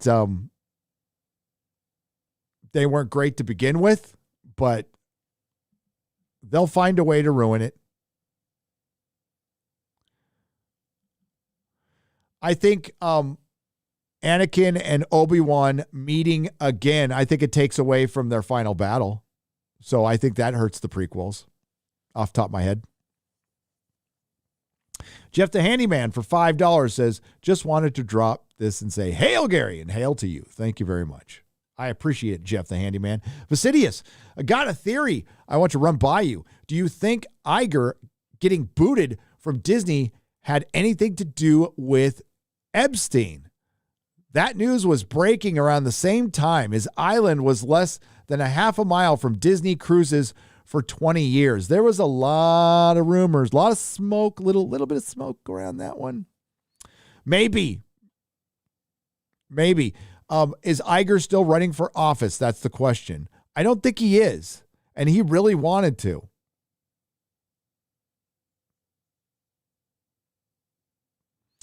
Iger quit. I don't know if he got booted. And he stayed on longer than he wanted to, but he's definitely, I don't think he's running for office. And I think that's a sign. He'd be that guy is a fucking idiot. He's the weatherman. He's a former weatherman. He'd be the worst fucking president.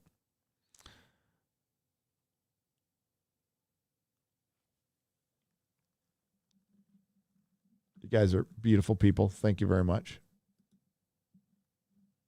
Scottish Celts for $10 says, thanks, Gary.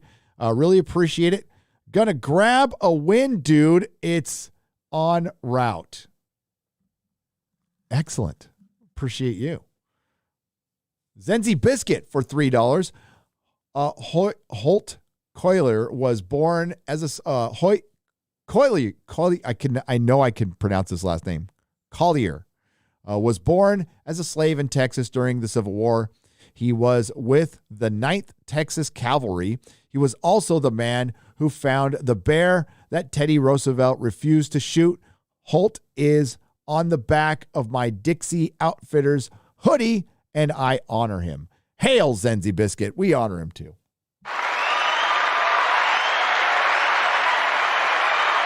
Agent Zero for $5 says, oh, by the way, I got my first bag of Geek Grind coffee yesterday, made a pot, and wow, damn good and rich. Didn't get the mug because I have dozens. But if I could make a suggestion, I would use a nice travel mug or thermos. Yeah, we're working on those. We're definitely working on those. Good call, Agent Zero. Thank you. That's some Geek Grind coffee right there. There we go, baby. Geek Grind Coffee, available. Link is in the description. Geek Grind Coffee, all hail Nerdrotic blend. It's a special blend. It's fucking strong. Geek Grind Coffee actually watches us. That's why I chose them as my very first sponsor. They grow their own coffee. They have a home base in Chicago. But again, they watch us all the time. And no threats of getting canceled. So check it out if you can afford it. Cad Bane's Very Sandy Boots for $5 says, you've got to be a real baby-brained moron of a writer to create a story that hinges on a character with a literal baby brain making career decisions. Well said.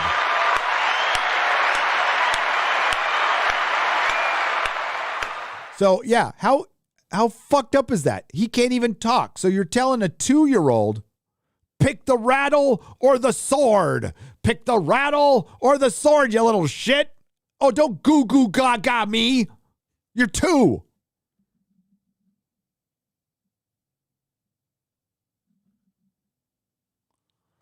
Agent Zero for $10. I'm with Gary. After the Gina Carano thing, I'm done with Disney. Until Disney takes its filthy paws off the franchise, it's all bad fan fiction to me. Totally agree. Absolutely agree.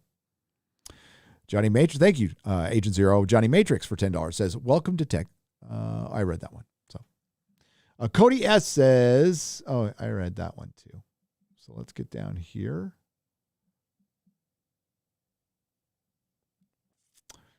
Boop, boop, boop, boop.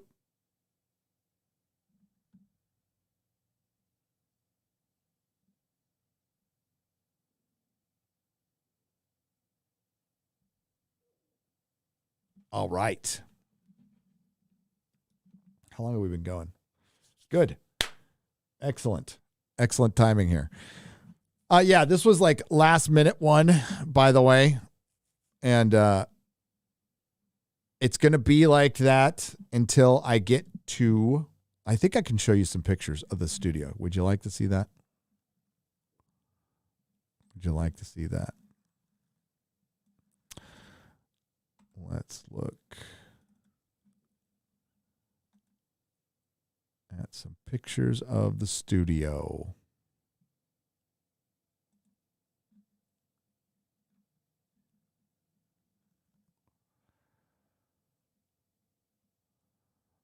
So the Nooners are going to be, like I said, wonky until I get there. Next week, I'm traveling all week, so I'll probably do a lot of stuff on Nerdrotic Live. A lot of from the road stuff, so keep an eye for that. Of course, this live stream will be on Nerdrotic Live later today.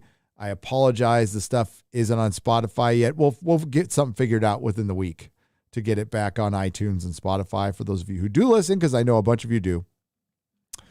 All right, so here we go.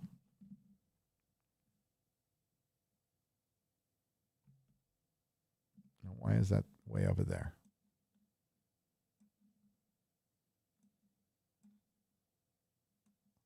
So that's my tweet from last night. But we got this. We need some sound on that one too.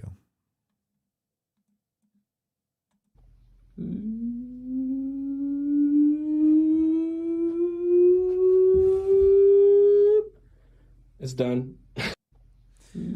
He got a little loopy with all the liquid nail. This is true. This is true. So if we go here, this is the new studio. It probably doesn't look like much to you guys, but there you go. And he showed the whole thing. That's how it started. So it's awfully blue. There's not much to it, but it's getting there. It's getting there.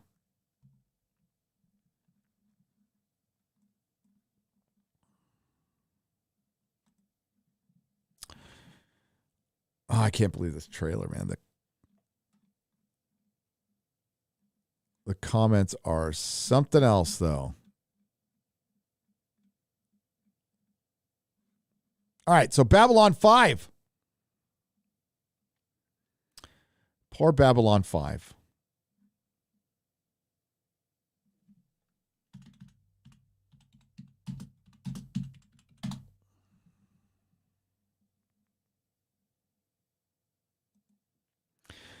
I don't think it's going to happen, folks. I just don't think it's going to happen. I think it's dumb to push it to I like, if you have Straczynski wanting to come back to something, you'd think you would want to green light it, but they didn't. And I think ultimately This is a very good thing. CW pushes Babylon 5 reboot to 2023. The CW pushed the much anticipated reboot to the fall of 2023 amid the upcoming sale of the network. Last year, CW announced that they ordered a pilot. Why would you? Well, I guess maybe. Yeah. A pilot to reboot the epic sci-fi series Babylon 5 from series creator J. Michael Straczynski. In the recent news of the CW's fall 2022 pilots being announced, the Babylon 5 reboot was curiously absent, causing fans to wonder if the show was dead before arrival. Now, thanks to the post to its Patreon followers that he has made public for all to read, Straczynski has made it clear that the show is being held for a 2023 pilot. In the salient quote from the post, Straczynski says, however, shortly before that piece, the list of CW shows getting a fall 2020 pilot was published. I received a call from Mark Pedowitz, president of CW. I should mention that Mark is a great guy and a longtime fan, blah, blah, blah, blah, blah. Calling the pilot a damned fine script. He hated it. He fucking hated it. He said he was taking the highly unusual step. Oh, stop with your fucking ad bullshit. Where was I? Taking a highly unusual step of rolling the project and the pilot script into the next year, keeping B5 in active development while the dust settles on the sale of the CW. They don't know do they know if they're going to sell? I thought one of the parameters of the sale was the CW still gets to make the shit. Why would you do that? Babylon 5 fans can be happy in the knowledge that the rebooted show is still in production for the fall of 2023, target instead of 2022. So Mark Zickery came out and blasted this decision, came out 5 hours ago. And I thought it was hilarious.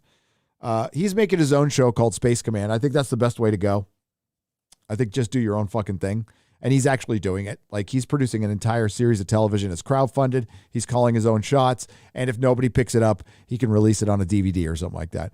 I think that's kind of the way to go. It's really fucking expensive. And Mark is constantly crowdfunding money, trying to beg for money. And like, that's part of the process instead of, but I think it's easier to maybe go to fans than go to producers who have a bunch of ulterior motives, right? Instead of fans just like, hey, we want to see some good shit. We could be a part of it. We could be named. We could be in the credits or something like that. And that's fun. Yeah, I think that's great. I like Babylon 5. I just recently watched it. I'd never watched it before. And the reason I didn't watch it before is I didn't watch a bunch of TV back in the late 90s or whatever. I was busy working 2 jobs and I mostly just read comic books and went to movies every Friday night. So it had to be a great series. I know a bunch of people always recommended it and I should have watched it before because it's really fucking good. It's really, really good. And it would be a disaster if it came out now. It'd be a total fucking disaster. Even if Straczynski wrote Sense8, which is about as woke as it gets.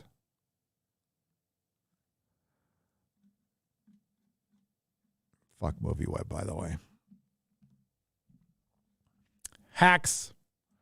Absolute hacks.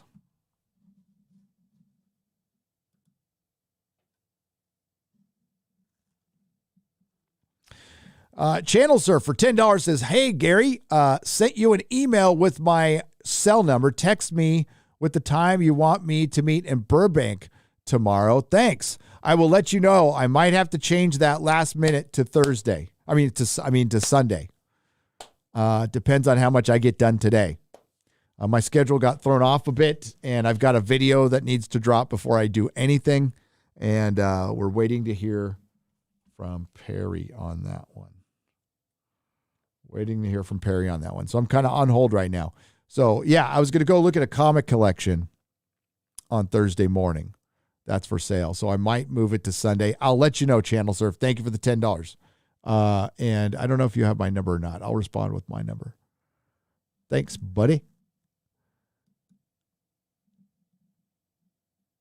Albert, for £5 says, Disney won't ever admit to making a mistake with the Star Wars. I like how you call it the Star Wars. I think that's a good title for it. I don't even think they believe they have. That's why all roads lead to Jake. Star Wars is dead. Albert, I'm not going to disagree with you. I feel the same way.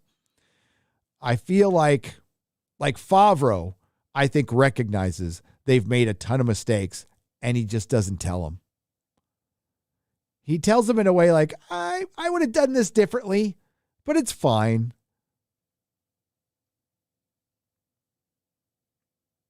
And you see people going out on Twitter and reveling in the destruction of Luke Skywalker. And then they tell us how they've been a Star Wars fan all their life. And I'm like, wow. I really reveled in the destruction of Spider-Man, even though I've loved him all my life. I love to see his character desecrated and depowered. Be great. Be awesome. I want to see my expectations subverted. You know what? Subvert my expectations in something that isn't serialized. That's something that isn't a franchise where movie posters were sold on the likeness. Like, hey, let's take our golden goose and kill it. Nobody would expect that. Ha ha ha.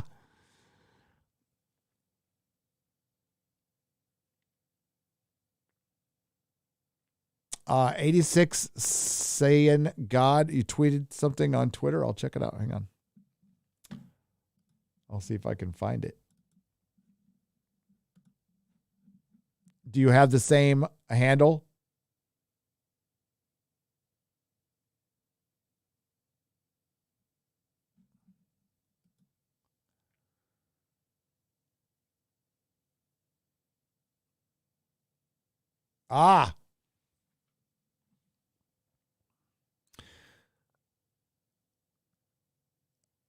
According to Discussing Film, breaking news, ladies and gentlemen, breaking news. Let me get this up here.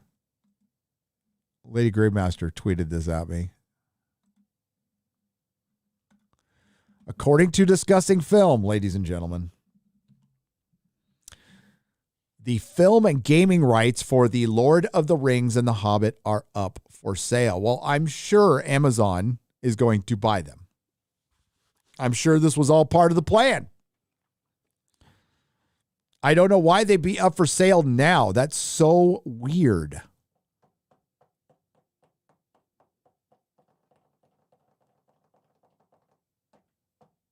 That's so weird. That's from Variety. Let's go right there.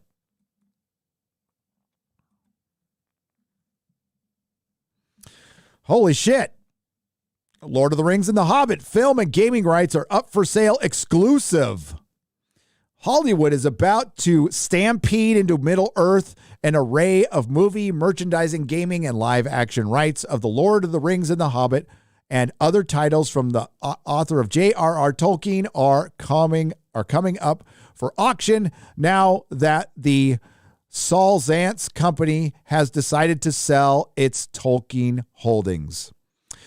Zaentz company has hired AFC Investment Bank to handle the sale of the process, which is unfolding this week as bankers make the rounds of the logical Hollywood buyers. The Tolkien properties are projected to fetch at least $2 billion based on recent high valuations for top-tier IP and content producers. Representatives of the Zaentz company and AFC declined to comment. The timing of the sale process is not accidental. Amazon is set to premiere its long-awaited mega-budgeted TV series rendition of the enduring Lord of the Rings saga, The Lord of the Rings, The Rings of Power, on September 2nd, the day Tolkien died. Amazon is at the top of the list of prime candidates to pursue the additional rights now held by Zaentz. This is terrible. This is awful. This is the last franchise. They've been circling this forever. I'm really curious to see who's behind this AFC Investment Bank that's helping the Zaentz company sell it. And if Amazon buys it, I think the fix was in all along. I'm just going to say it right now. That's my opinion. I have seen the trailer. I'm going to prove that I saw the trailer. I will tell you two things from the trailer. There is a person of color who catches an arrow. There is a strong female climbing a cliff with it, like it was climbing a cliff with like daggers or something. You'll find out Sunday. It's very diverse, very short in story. I have a feeling here. I'm going to say this right now. I don't give a shit if they give it back to Peter Jackson, which they won't. I don't care if they give it to Christopher Nolan. I don't care if they give it to Steven Spielberg. I don't care who takes on The Hobbit and The Lord of the Rings. It will be shit. There's a much better chance it'll be shit than good. That's just normal filmmaking. But it will be very modern. It'll be more accessible. Now, Lord of the Rings is coming up on the 20-year rule. Like, it's hot right now. It's the property has been heating up naturally because that's what things do. People remember 20 years ago it was this great film, all-time classic. And right now they're striking while the iron is hot. I don't think it's any coincidence. This comes just, a year after Christopher Tolkien, or 2 years after. Is it 2 years after Christopher Tolkien's death? God, how long has it been now? 2 years now. Almost 2 years. All this stuff started ramping up. Oh my God, my phone is just going nuts. I know.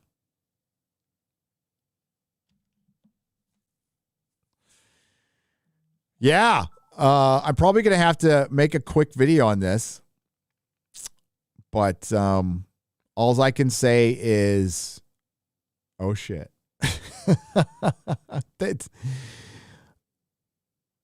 It is. I said in my last video that they want to remake The Hobbit and The Lord of the Rings. They didn't want to leave it with this. And I think Amazon took a calculated risk. But here's the deal. Amazon can outspend anybody. So if they give it up, what does that say? What does that say about their series? How fucked up is that going to be that we're going to have a prequel from one company and a sequel with another competing company? So they don't have to obviously connect in any way.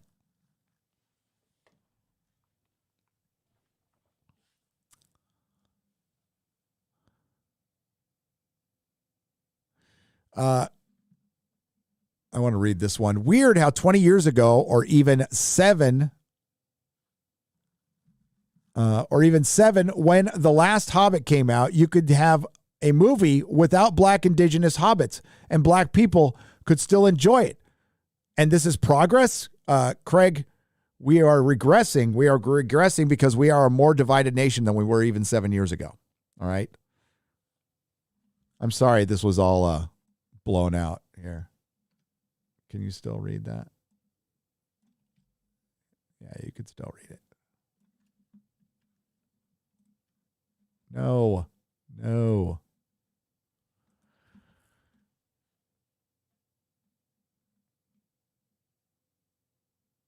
All right, let's go on. The Zantz Company holding encompasses rights to exploit Lord of the Rings and The Hobbit properties in film, video games, merchandising, live events, and theme parks. It also includes limited matching rights should the Tolkien estate decide to make movies. Okay, this is an important designation here. Yeah, that's a misleading fucking... Okay, yeah, this is important. I'll reread this. The Zantz Company Holdings encompasses the rights to exploit and I think that's a good term, exploit Lord of the Rings and The Hobbit properties in film, video games, merchandising, live events, and theme parks. That would be kind of cool. A Lord of the Rings theme park? Okay, I'm into that.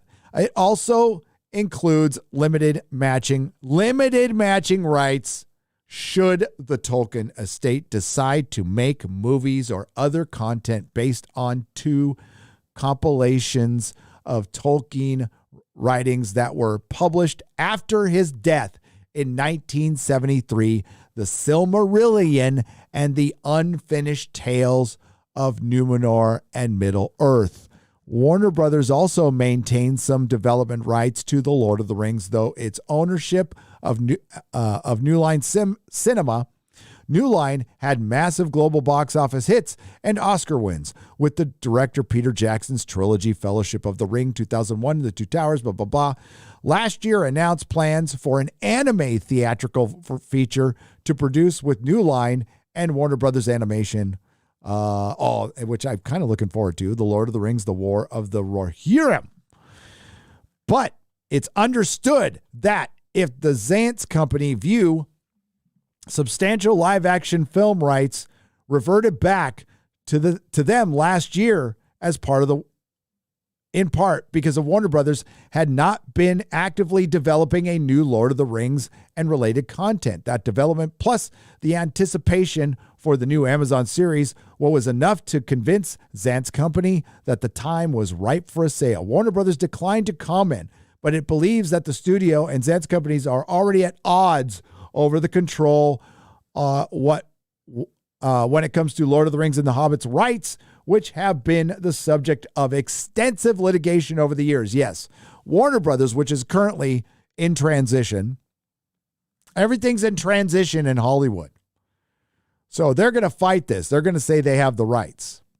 I don't think Warner Brothers wants anything stepping on their classic film. I don't think they need to worry about it, to be honest with you. Saul Zaentz, an entrepreneur in music and film who died in 2017, acquired film adaptation and other rights to various Tolkien titles in 1976. One form of media that was carved out of the deal with Zantz back in the 1970s was the right to produce a TV series that was longer than 8 episodes. That loophole allowed Amazon to cut a deal directly with the Tolkien estate for the Rings of Power series in 2017 when the Tolkien estate shopped the TV series. In the early 2000s, Zantz company sued Warner Brothers and New Line over its share of profit from the Jackson movie trilogy. The Tolkien estate and the publisher HarperCollins sued Warner Brothers multiple times over profits from the Lord of the Rings films and the 3 Hobbit features. The Hobbit, Warner Brothers is terrible. Based in Berkeley, California, Zantz company, I'll repeat that again, based in Berkeley, California, Zantz company is home to Middle-earth Enterprises, which handles its Tolkien-related licensing. Zantz first made his name as a longtime leader of Fantasy Records, an influential jazz and rock label in the 1950s, 60s, and 70s. He also produced such movies as One Flew Over the Cuckoo's Nest, Amadeus, and The English Patient, all 3 of which earned Oscars for Best Picture. Oh my. Well, I don't think there's any danger of any film coming out soon because Warner Brothers is going to fight this. And Saul Zaentz, it sounds like he can make movies based on Unfinished Tales and Silmarillion. But that's going to step on Amazon's series, which I'm not upset about. I'm not upset about. You see how difficult it is to get something good anyway, right? It's difficult to get something good anyway. And then you inject critical race theory, intersectional feminism, and it just makes it harder for it to be good.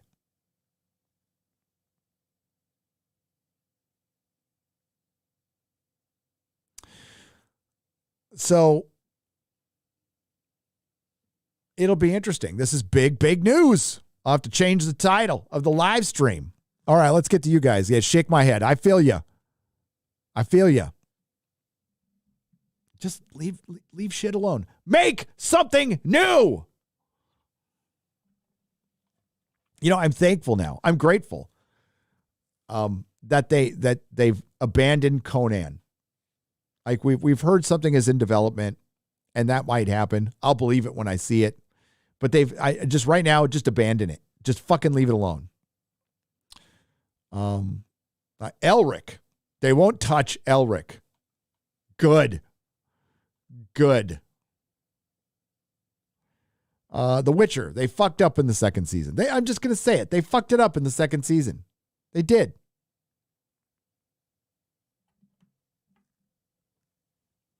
I love fantasy as a genre. We're at a time where it's easier to make. But fantasy is, because of J.R.R. Tolkien, is based in a certain time with a certain aesthetic that they just refuse to. When you can do other things, you can make brand new things. It's going to be interesting. I have a feeling we'll find out very soon who bought this. I don't think it depends though. Now that I read it, it's questionable. I would say it's very questionable if there is film rights, because that's what you want. That's what this headline said. Film rights to The Hobbit and The Lord of the Rings. All the other shit, I mean, it's good to have games and stuff, but if it doesn't match something with film rights, then you're doing something on your own, maybe based on the book, which I wouldn't mind. I wouldn't mind at all. I'd love for there to be a book-based action figure line. That would be kick-ass. They did the Ralph Bakshi action figures. Fucking expensive. Those things are expensive. I don't know if anybody will bite on this. Why would you spend $2 billion on something that you could end up in litigation for? That would be my question. I guess we'll find out. We'll find out. The Tolkien estate, all the heirs of the Tolkien estate have enough money to live off the rest of their lives. I've seen interviews with some of them. They seem like nice people, but they're all like trust fund kids. They haven't worked, which makes me wonder. I'll be doing some digging on this one. I'm not going to come out half-cocked. Thank you, Lady Greymaster, for sending this to me. I really appreciate it. Go check out Lady Greymaster. She'll break this stuff down. We'll break this stuff down. I will be reviewing every episode of Lord of the Rings, The Rings of Power. Starting September 2nd, I will be live after the first episode airs. That's how this channel got its start, was going live after TV shows. There just hasn't been. Actually, I probably should have done Reacher. I should have done, but that one, I think they dumped it all at once, and I can't do all that. But I think the next show I will be reviewing is going to, if it does come out in April, we haven't heard anything. This is just an assumption. House of the Dragon. I don't even know what the next Marvel thing is. I don't care. And there's a trailer. There's a Lord of the Rings trailer coming out Saturday, so I'm definitely doing a video on that. And there's a California video. Okay, back to your guys' questions. Thanks for waiting. We are... There you are.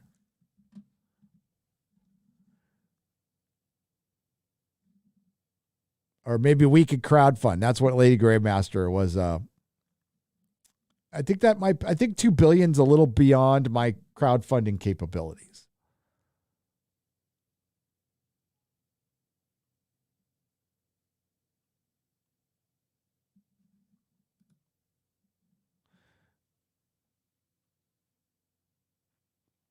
J.S. Pena says for $1.99, man, I like Sense8, but I can see why you don't. Yeah,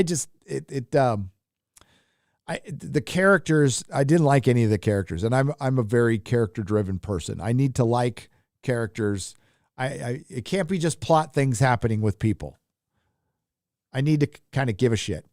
Can you upload to podcast as well? Says JS Pena for $1.99. Yeah. I got to talk to Quarterback Garrett after this episode, after this show. So he and I are going to figure out a way to get those podcasts up. I tried. I removed a bunch of stuff from the website that you guys don't listen to, and it wasn't enough, which is concerning, which is very concerning. Quantum Ranger Power. It's almost like WordPress doesn't want me to upload, but we'll see. Quantum Ranger Power for $2. Selling Lord of the Rings before the show tanks franchise value. It does when you think. I think they're trying to maximize it, but I think you're right. It could tank it depending on what happens. I saw that headline and I just automatically thought Amazon's going to buy this thing without a doubt. But then when you get further on in the article and it's not really for the Lord of the Rings or the Hobbit's film rights, it's a possibility. So you're going to pay $2 billion, $3 billion for maybe the possibility of remaking The Hobbit and the Lord of the Rings. Except you're going to have to get into litigation with Warner Brothers or whoever owns Warner Brothers. It'll probably be 3 other companies from now. They'll probably sell 3 more times because they're so fucking stupid.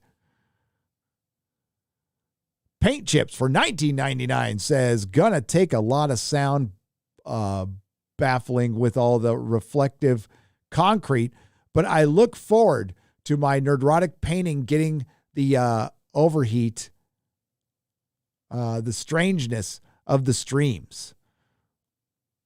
Oh, there's no concrete in there.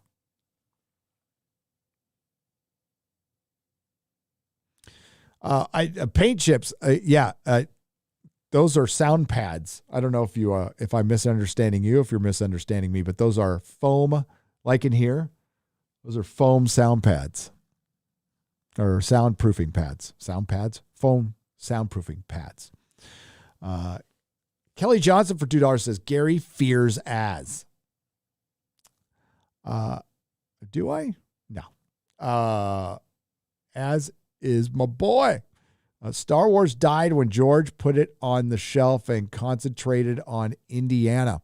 He finally sells with Kathleen Kennedy to become a legacy like Stan Lee, which it won't ever be. Hail.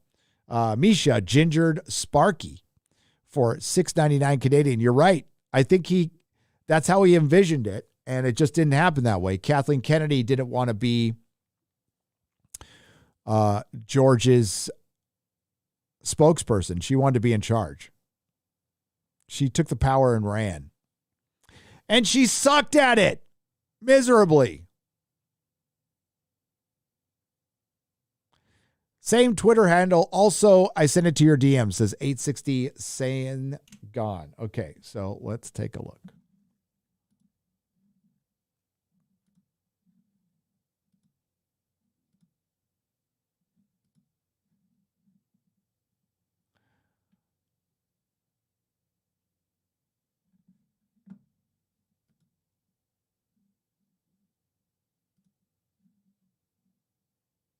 Oh, yeah. Wow, she's way along. Holy shit. That means they wrapped a long time ago. That ain't a baby bump. Look at Jodie Whittaker, ladies and gentlemen. Hey, congratulations to Jodie Whittaker being a mama. Being a mama.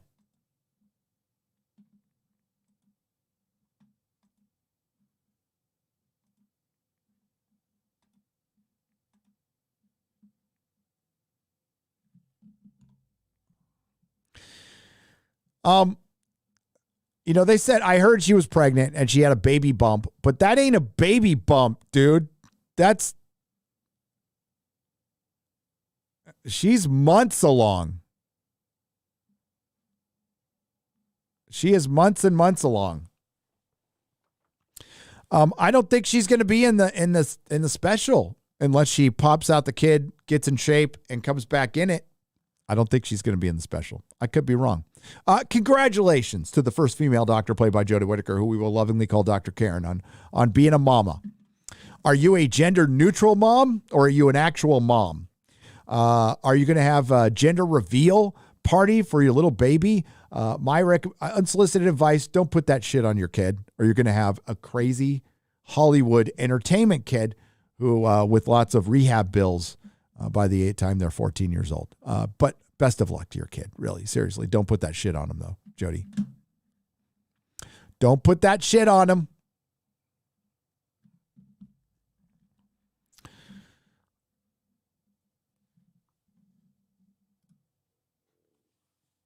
Well, Albert for 5. Okay, I read that one. Kelly Johnson. Gary fears as. I don't even know what sparks that. That's weird. All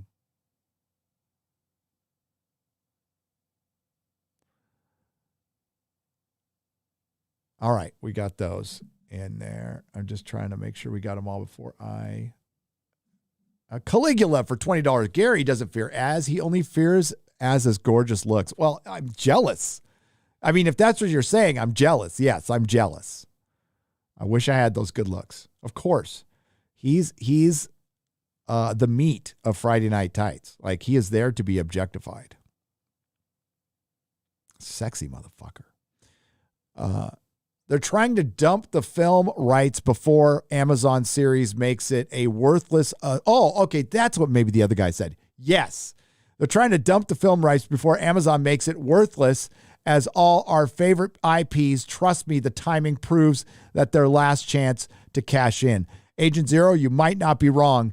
And again, let's go back to why they have waited so long to show us anything from the series. They won't even tell us who the cast is playing.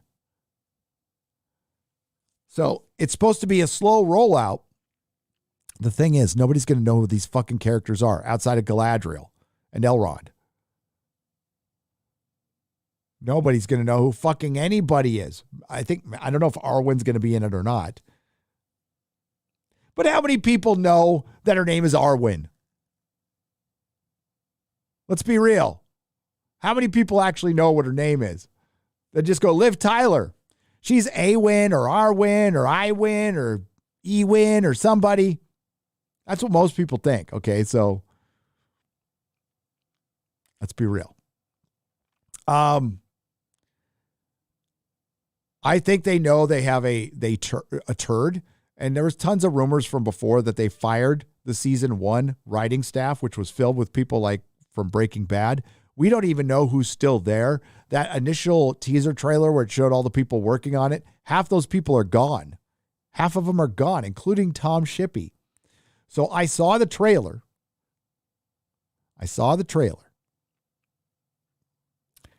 And like, I didn't see like a 4K copy. Okay. It looks like the effects are pretty good.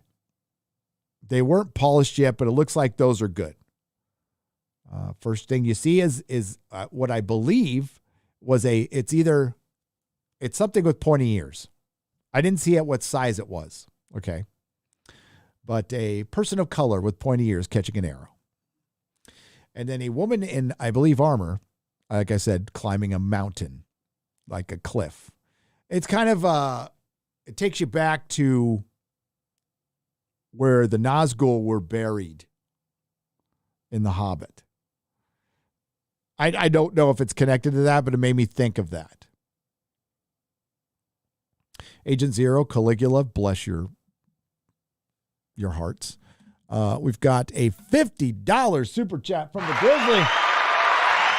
The new Scream movie is in the new Scream movie.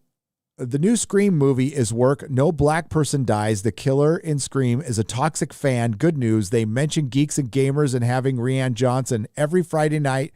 Tighter needs to support by walking into the theater in a clown costume. Do they mention Jeremy? How did Jeremy miss that? I mean, is there a direct reference? That's hilarious. That'd be so fucking awesome. What a win. What a massive win. Dylan, yes. I saw the actual thing. Yeah. I did.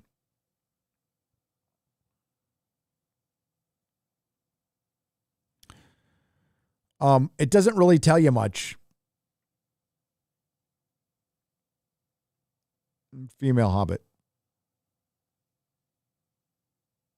Unless it was a female dwarf and they don't have beards. That could be a possibility, but female Hobbit too.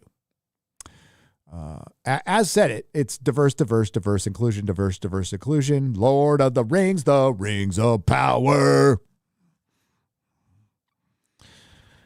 Once again, from the Grizzly for $50, he says, in the new Scream movie in the works, no black person dies. The killer is Scream is a toxic fan. Good news, they mentioned Geeks and Gamers and having Rianne Johnson on Friday Night Tights. Tighter needs to support by walking into the theater in clown costume. You know what? I guess I'll be most happy when they clown Friday Night Tights in a movie. Like they do some parody of us, and and it's not just for me, guys. It's for you. Okay. You are the power. I've always said that. You in the chat I'm staring at right now. You are the power. Okay. They see these chats. They see real-time comments to their TV shows, to their news announcements. It's valuable to them. That's why on occasion they contact us.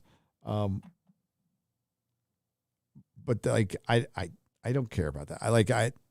It's not my priority. It's not my priority. But bless your heart, chat.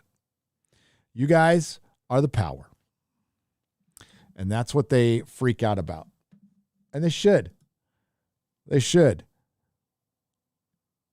Hollywood has been at a crossroads, and it took the wrong fucking road. It took the wrong road. What did Tim Poole said last night? That he thinks the culture war is over. I could not disagree more. I think Tim Poole is dead wrong on that one. The culture war is far from over. We might not be winning, but it ain't over. And we will win. Shit's turning around. People are getting fed up with woke. More and more people are calling it out every single day. Going after Joe Rogan might seem disheartening, but that woke up millions more people. They went after the wrong guy. And even taking Joe out isn't going to stop anything. It's not going to stop you. Oh, they could take something out as big as Joe Rogan. Joe Rogan went to Spotify. He made it easier for him to take out. You know what? If Joe Rogan just did his own website and collected his own money, he would be richer right now. But I think there's a Hollywood mentality to have having other people pay for your shit makes it more valid. I'm not really sure. I think it's more valid when you're crowd funded. Now, I make ad money too. I do, off my videos. I certainly do. But I think, no, I don't think you're valid when a giant corporation puts strings on you. I don't think anytime there's strings on you that you lose a little authenticity. And I like Joe. I do. Again, highly recommend his last one with Randall Carlson. It's 3 hours. It's fucking fantastic. It should have been 6 hours, but, you could tell. You look at Joe in that interview. You could tell he's a little distraught. And I understand. He's probably hasn't been through this kind of pressure before.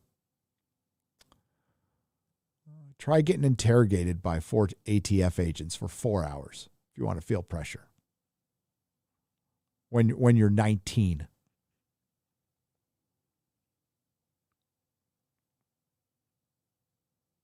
Had to fucking wipe after that. Would you watch the Snowpiercer series? It's on Netflix and it's not bad. Wonder what people who have seen it. What are your thoughts? I'll check it out. I saw the movie and I thought it was okay. Thought the movie was okay. I'll check it out.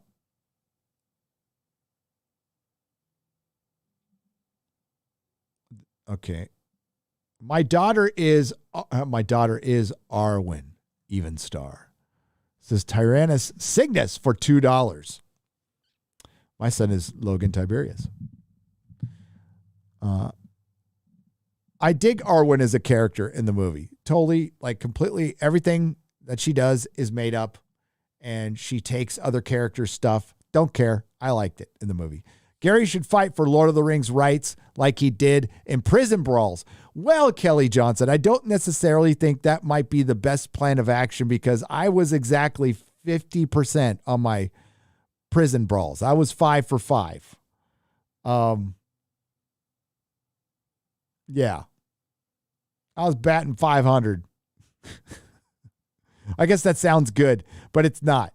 I was 5 and 5.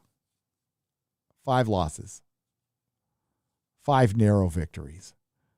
Yasser Ansari for 449 says, hey, Gary, you got me to buy my first comic from the Web of Spider-Man series. Also, do you know if Nerdrotic Geek Grind Coffee ships to the UK? It does now. It absolutely does now, Yasser. Starting in January. Link below. The Grizzly for, thanks again for the $50 donation. I appreciate it. Rob Brecht. Lena Arts for £2. Boba was a horror show made by kids for kids. Yeah, for kids who aren't, none of the kids are going to like that shit. I mean, like, I really, Hollywood's never understood kids other than their creepiness, but kids don't need to be talked down to. I liked all the shit that, I liked Blade Runner when I was 12. When I was 12, that's when I saw it, and I liked it. Not applicable for $2. Poor kid, British and Whitaker. That's a rough life. Oh, well, British ain't so bad. Whitaker, maybe so bad.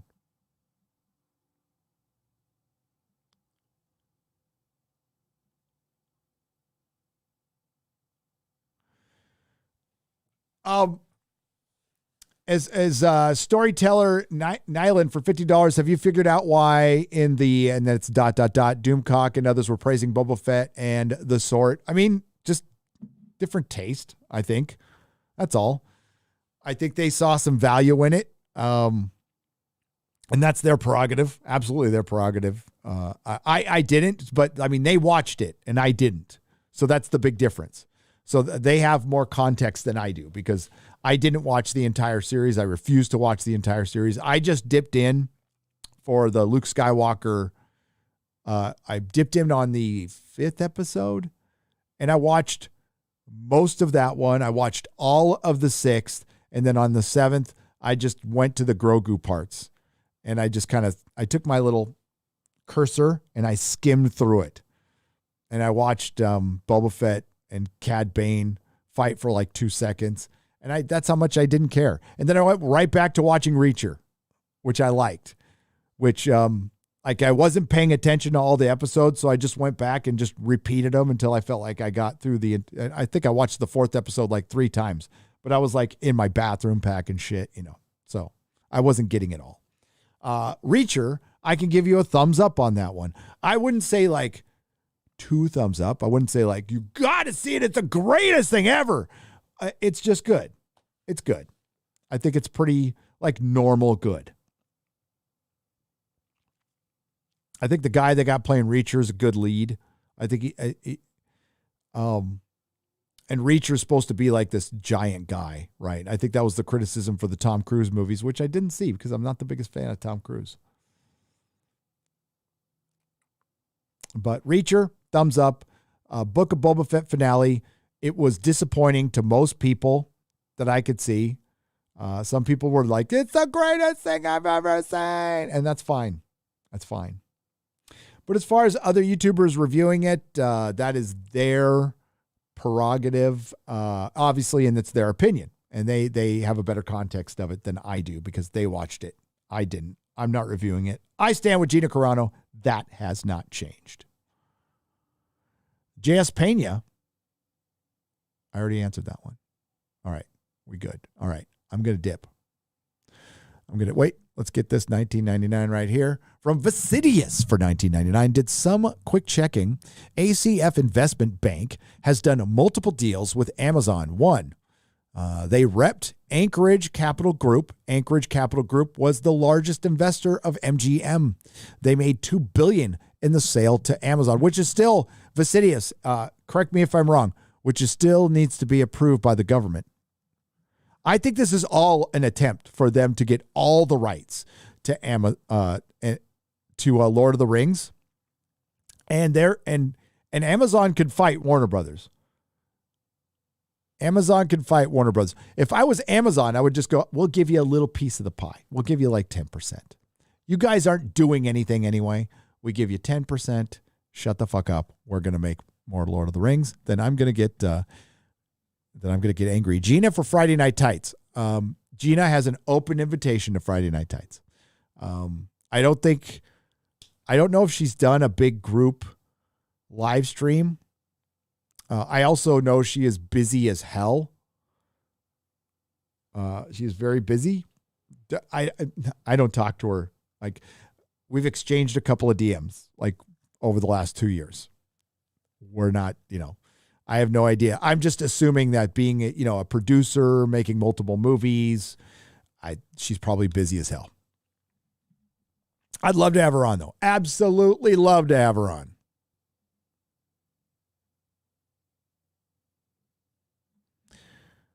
Hail Gina Carano. We love her. She's great. I'm just staring at a pregnant Jodie Whittaker. That is such a heteronormative thing to do. Don't you agree? Don't you agree? Heteronormative. And thanks for passing that on. 860 saying God. I appreciate you. I do. All right. Thanks, everybody.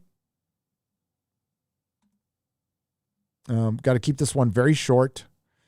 I will make some announcements right now. How would you like a big announcement? You want a big announcement? Let's do a big announcement.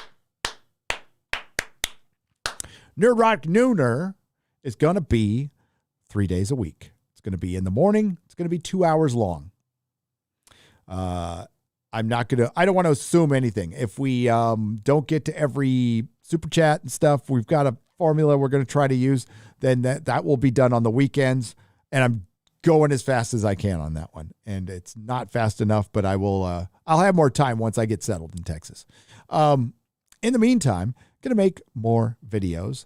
There won't be as many live streams over the next, there might, like I said, if there's going to be a live stream from the studio next week, it'll be Monday, but that's it. Friday Night Tights will be from Texas. And I don't think I'm going to try to get on a real BBC, but it might be from the road. So it's going to be really iffy for the next week and a half. That's why I'm going to be relying mostly on videos. So sorry about that. But when the Nerdrotic Nooner starts,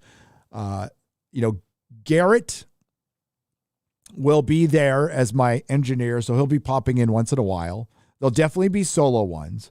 But on Wednesday, the Nerdrotic Nooner, time to be announced yet. We don't have announced, but I have a co-host for Wednesday. And that co-host is Chris Gore.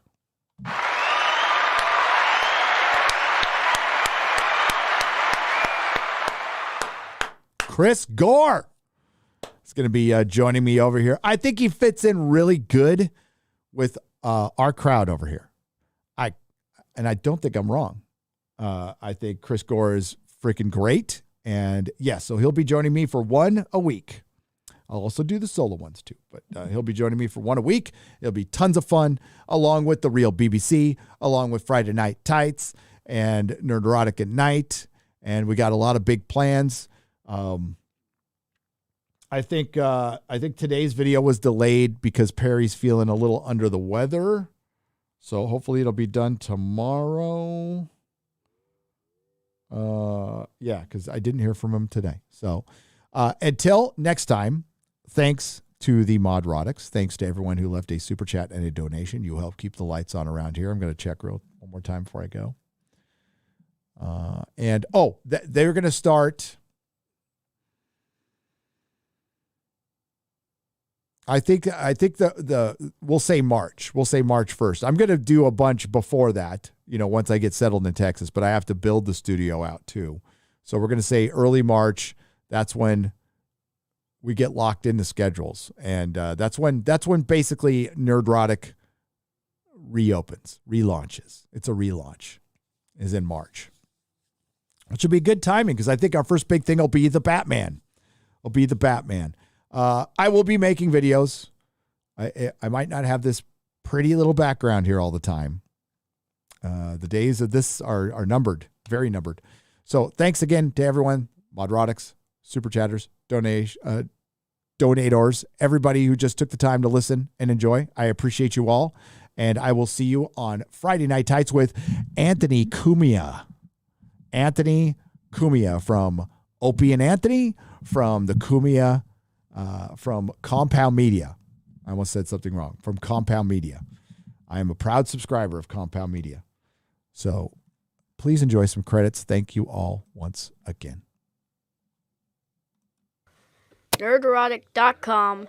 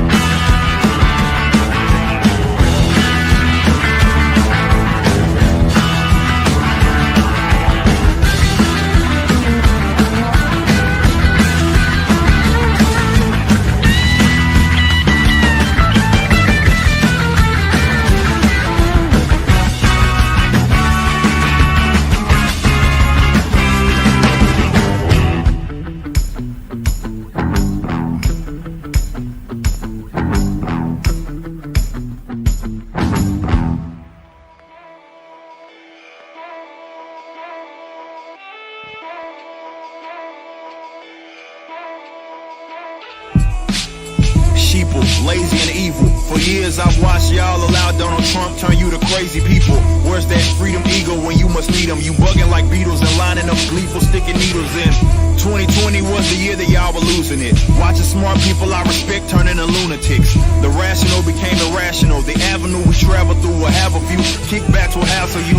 Y'all fools so short-sighted, of course you write it. Shut it down, print money, you should be indicted. What you are doing is criminal. And been a fool, the end of you is gonna be the end of you, and your institute is crooked. Fools claiming I hate the police. Too stupid to understand that they are what they eat. Control freaks that'll use their own homies to seek power and then put them on the wall in a week. This industry is full of followers that holler when it's time to make a dollar, and positions that they wallow in are shallow, and they don't understand half the crap that they are swallowing. Regurgitating all of it and acting like a scholar. Wait, this about all the contradiction that I can take. I'd rather you get it now, but truth is you kinda late.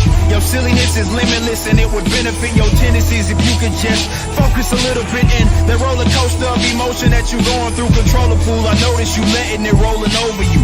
Logic ain't in the conversation, ain't in the realm of reality. Oh, we got a super chat here from Indie Toad 7.62 for $20. Thank you. Hey, Gary, first time super chat. Been lurking since Friday Night Tights. Razor Fist. Oh, we got to get him back. Razor Fist, one of the best YouTubers alive. I hate the remastered Return of the Jedi for the CGI Sarlacc pit. Agree. And the stupid musical intro to Jabba's palace. Totally agree with that. Why mess with the OG trilogy? George Lucas brought this on himself. Indie Toad, he did. And I, at the time, I thought it was fine because I always thought we'd have the original series to go back to, and I didn't think that would take over and it would be difficult to find the original copy. I think There's something to be said about leaving your work alone. Unless you truly can just go in and fix an effect that you wanted to fix that doesn't affect the story. I hated the worst part about it is in The Empire Strikes Back, they mess with the editing when the Wampa comes after Luke, and it takes away from the power of that scene. I hate it. Oh, I hate it. So I totally agree. Why go back? Because you're not going forward. You have to go back because you ain't going forward. Thanks, buddy.